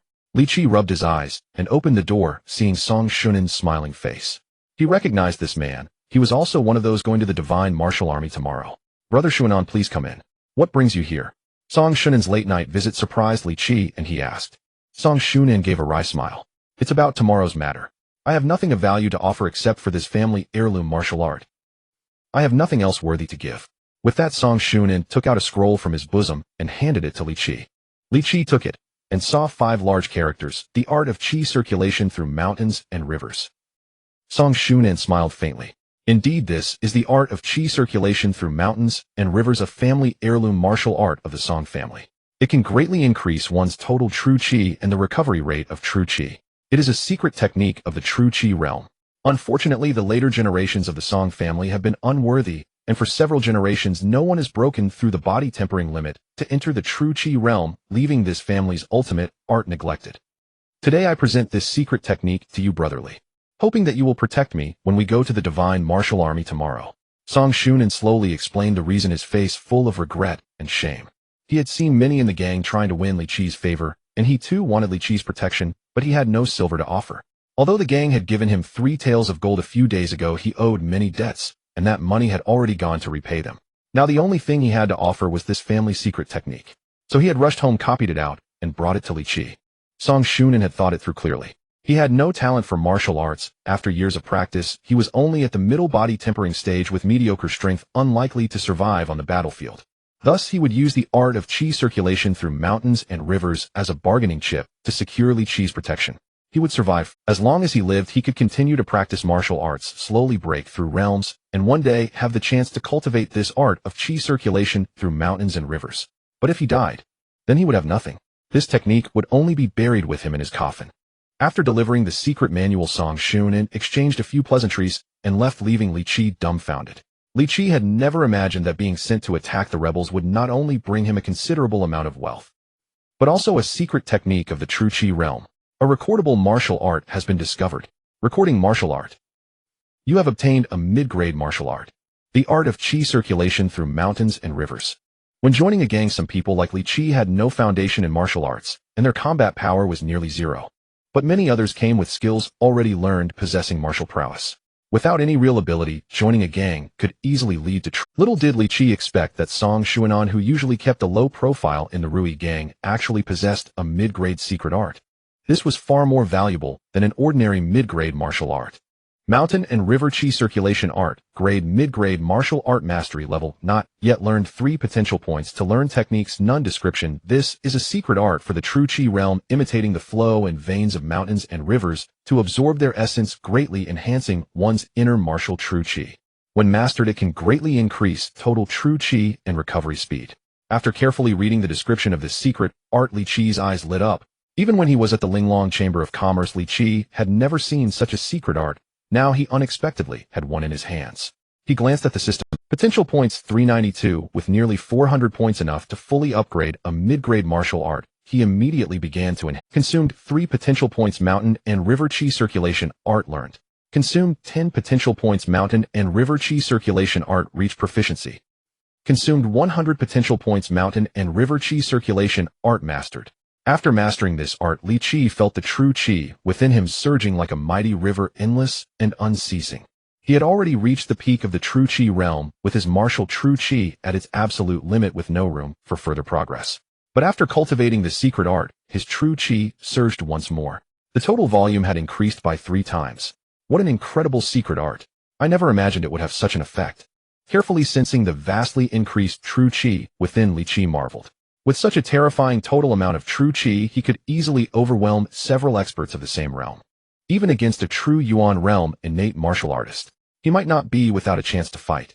Having fully mastered the secret art, Li Qi carefully stored away the manual, lay down on his bed, and sighed with deep emotion. Reflecting on his recent experiences, Li Qi felt an incredible sense of disbelief. Every time a crisis arose, he seemed to find a way out and gain benefit. First, when the Rui gang and the Changel gang clashed, he activated the system and obtained a mid-grade sword art, the Crane Dance amidst the Cloud Sword. During the battle with the Changel gang, he gained a considerable number of potential points, killed 16 enemies, and his status in the gang rose. Later, when 2 reckless thugs blocked him on the street to rob him, it served as a reminder, leading him to the idea of hunting bandits to harvest potential points. He also unexpectedly acquired a protective body cultivation art. The opportunity to break through to the true Yuan realm came from this as well. Now, with the Xinwu army in revolt, he still managed to reap substantial benefits. Wave after wave of crisis struck, causing many to suffer and die, but he always survived and even thrived. Li Qi realized that he had never truly been pushed to a dead end. This served as a reminder to Li Qi that although he had yet to face a real crisis, he must remain vigilant at all times. This was a dangerous martial world, a brutal realm where force reigned supreme over law. One misstep, and death would follow. Li Qi pondered continuously until drowsiness overcame him, and he soon fell asleep. The next day, after making preparations, Li Qi set off towards the direction of the Xinwu army. The Xinwu army soldiers were stationed in an open area north of the county city. Before Li Qi even got close, he could see a bustling crowd in the distance, filled with the clamor of voices. Kill! Kill! Kill! It was already late autumn. The sky was still early, the sun had only just risen, and a chill was in the air. Yet the Xinwu army had already begun their morning drills. The reason the Xinwu army was named Xinwu, Divine Martial, was because of its formidable strength, from the commandant down to the common soldiers. Everyone trained in martial arts, especially the officers, who were not only all at the true Qi realm, but were also among the most skilled fighters in that realm. The Xinwu army's reputation might be questionable, but its combat prowess was undeniable. Besides Li Qi, many gang members had already arrived early. Seeing the fierce military bearing, they were taken aback, and a sense of fear quietly crept into their hearts. The Xinwu army had already arranged for people to receive these gang members. A commandant rode over on his horse, and as he approached the crowd, he pulled the reins, making the steed rear up with a neigh. Are you the people sent by the county city gangs? Yes. That's right. Yeah. It's me, your lord. The responses were scattered and varied, causing some confusion. The commandant's eyes showed undisguised contempt. Soldiers and these wandering martial artists had never gotten along, and they particularly despised the undisciplined and unruly ways of the Jianghu folk. The commandant's gaze swept around, taking in the garishly dressed and diverse gang members, and his disdain grew even stronger. He shouted loudly, "I am Commandant Che Yingfang, in charge of taking you in. This is the Xinwu army, not your gangs. If you are undisciplined and violate military rules, you will face military punishment." This commandant named Che Yingfang started by reprimanding everyone, which made many frown. Some wanted to protest, but held themselves back. After counting, a total of 1500 gang members had arrived.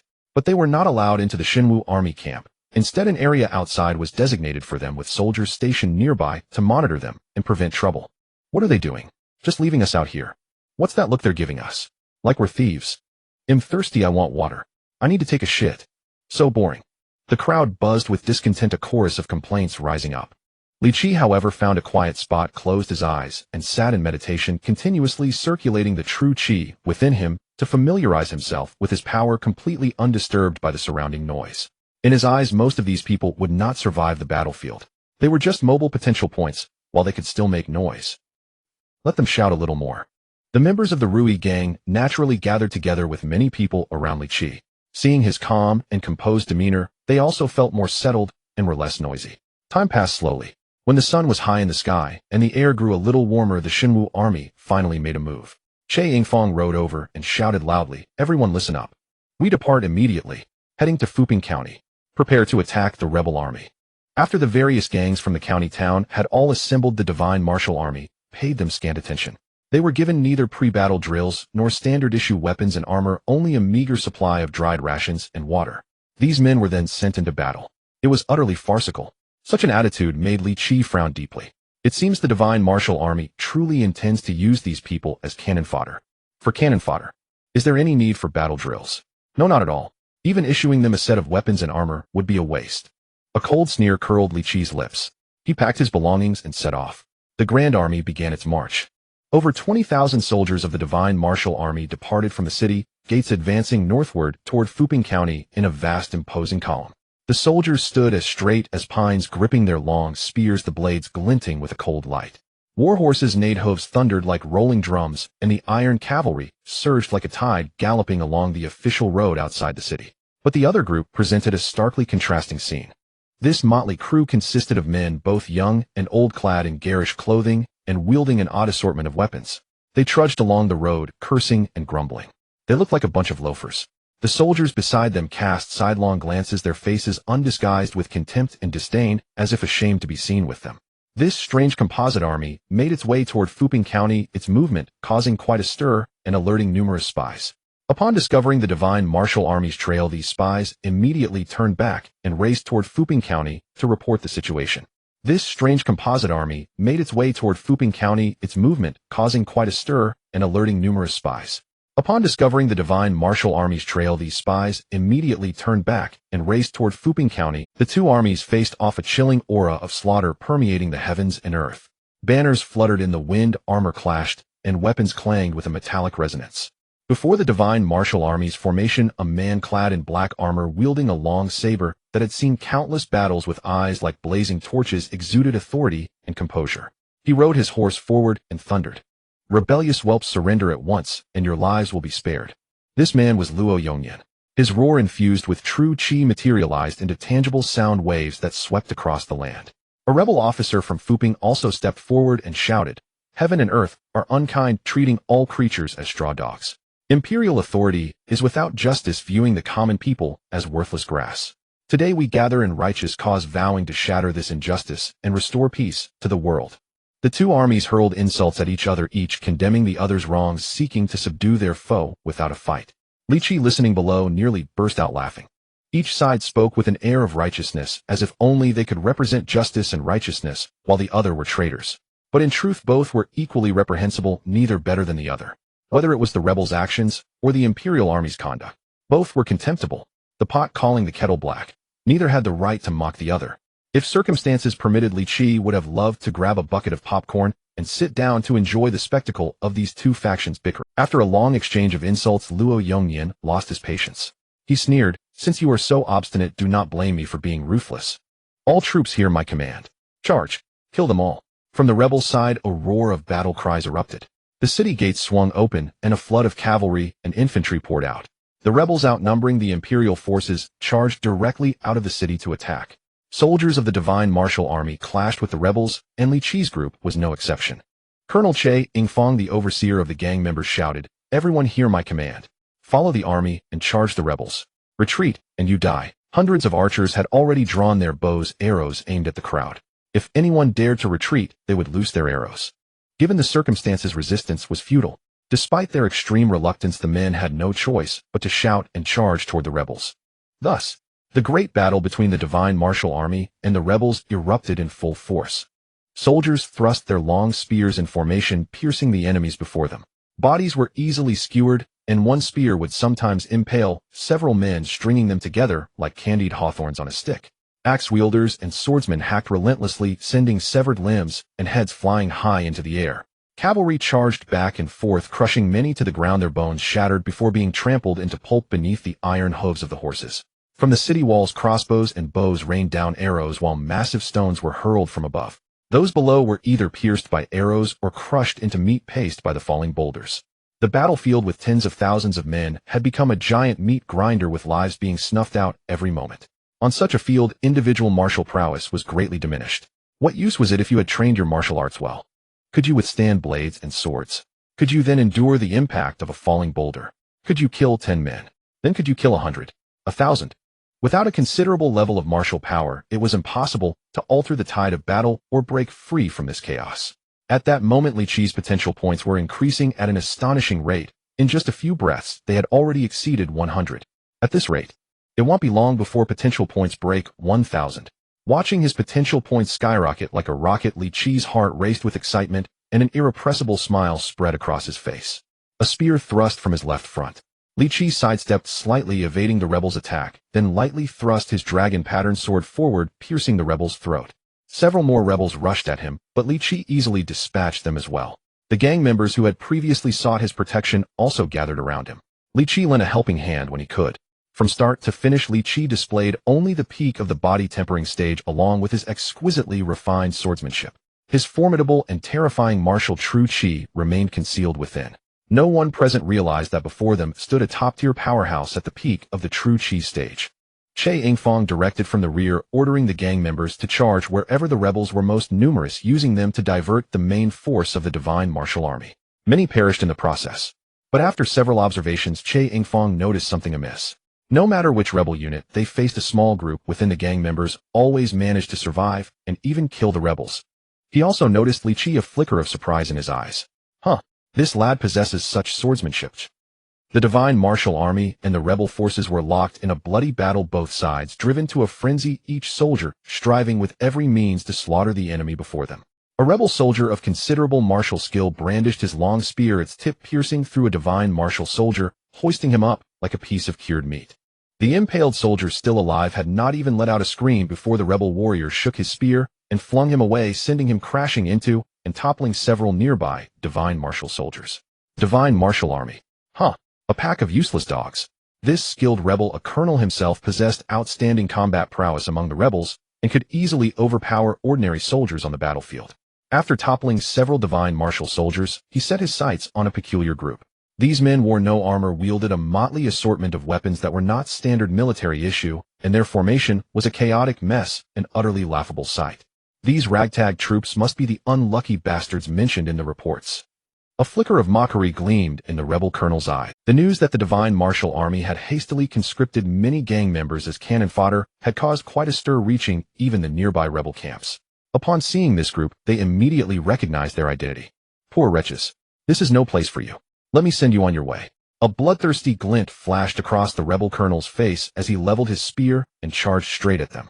These professional killers among the rebels were far more ferocious than common martial artists from the pugilist world. Not only were they more powerful, but their killing techniques were also more refined, granting them a massive advantage against these gang members. The spear thrust out repeatedly, blossoming into a shower of phantom tips, like a viper's tongue. In an instant, several gang members were pierced through their vital points, falling with a scream, their lives extinguished. The rebel colonel locked onto a young man who looked flustered and utterly unaccustomed to the battlefield, thrusting his spear viciously towards the center of his brow. As the killing intent descended, Han Yanqiu felt as if he had fallen into an icy abyss.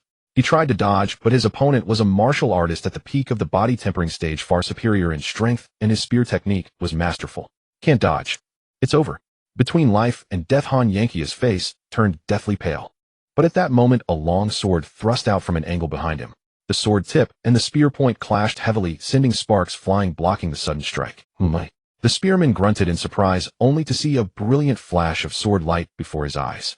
The blade traced a mysterious arc sweeping across his throat. Blood sprayed, and his battle cry was abruptly cut short. Potential points 2. After killing this skilled opponent, a faint voice sounded beside Han Yanqiu. Brother Chiu, be careful, don't lose focus. Having said this, Li Qi moved like lightning, turning to engage other rebels. He would extend aid once or twice to anyone who had paid the ransom fee for his protection. But a favor can be granted once or twice, but not thrice. If he saved someone twice, and they still couldn't overcome the rebels, Li Qi wouldn't intervene further. He wasn't their parent. Saving them twice was already the height of benevolence. If a third crisis occurred, then they should accept their fate. Such is destiny. What can be done? Even so, under Li Qi's limited protection, the Rui gang members had the highest survival rate among all the gangs. After a long period of fierce combat, Li Qi's potential points had unknowingly surpassed 1,000, though he was oblivious to it. On such a high-intensity battlefield, Li Qi had fully entered the zone, his killing sword swinging faster and faster. With every swing of his sword, a rebel soldier was inevitably struck down. The nameless killing intent surging within Li Qi grew stronger, while the hatred for the rebels inherited from his predecessor was gradually fading. Having slain so many rebels, there were no regrets left. Vengeance was complete. Li Qi's apparent strength was merely at the peak of the body tempering stage. As long as he didn't encounter a Qi refining realm expert, his true power wouldn't be exposed. He deliberately avoided the Qi refining experts on the enemy side, and they in turn failed to notice him. Luo Yongyan was locked in fierce combat with a general from the rebel side. His opponent was merely a later-stage Qi refining martial artist inferior in strength to Luo, and subduing him was only a matter of time. Qian Xian, stop resisting and accept your death. Luo Yongyan's face twisted into a savage grin as his warblade relentlessly hacked at his foe, his techniques growing increasingly ferocious. If he could slay the rebel commander, the 30,000-strong rebel army would naturally crumble. However, the rebel general, named Qian Xian, remained calm, appearing utterly unconcerned by the formidable enemy before him. A hint of mockery even flickered in his eyes as he said, I want die. It is you who deserves to die. Luo Yongyan's heart jolted. Qian Zin's expression signaled trouble. Having fought countless battles and witnessed all sorts of schemes, Luo immediately sensed a trap. Qian Xian surely knows that a direct confrontation would lead to his defeat, yet he continues to tangle with me instead of retreating. The fearlessness in his eyes doesn't seem feigned. He must have some kind of support. Could it be? At that moment, a loud bugle call sounded from the Divine Martial Army's flank. Another rebel force had suddenly appeared. A cavalry force of 20,000 rebels charged forth. Their armor was as hard as iron, their lances sharp as frost, glinting with a cold, fierce light in the sun. Luo Yongyan's eyes bulged. How could rebel reinforcements have arrived so unexpectedly? A sinister smile spread across Qian Zin's face. I told you I want die. It is you who deserves to die. With that, Qian Zin's attacks grew more urgent, firmly entangling Luo Yongyan. Luo let out a thunderous roar. Enemy reinforcements are here. Retreat. The situation was clear. The addition of these 20,000 cavalry posed a tremendous threat to the Divine Martial Army. If they continued to fight here, the 20,000 plus Divine Martial soldiers might be completely annihilated. With Luo Yongyan's order, the Divine Martial soldiers didn't linger in the fight and turned to retreat. The two rebel forces merged into one and pursued them all the way. After suffering many casualties, the Divine Martial Army finally managed to fall back to the city of Chuan Commandery. The attack on the rebels had ended hastily. After counting the troops, Luo Yongyan was furious enough to jump. The Divine Martial Army had lost over 3,000 men, while fewer than 400 of the gang members survived. Some gangs had been completely wiped out, a tragic. Back in his tent, Luo Yongyan's face was ashen. Having lost a battle he was certain to win filled him with rage. Investigate. Find out immediately. Find out where that rebel cavalry came from.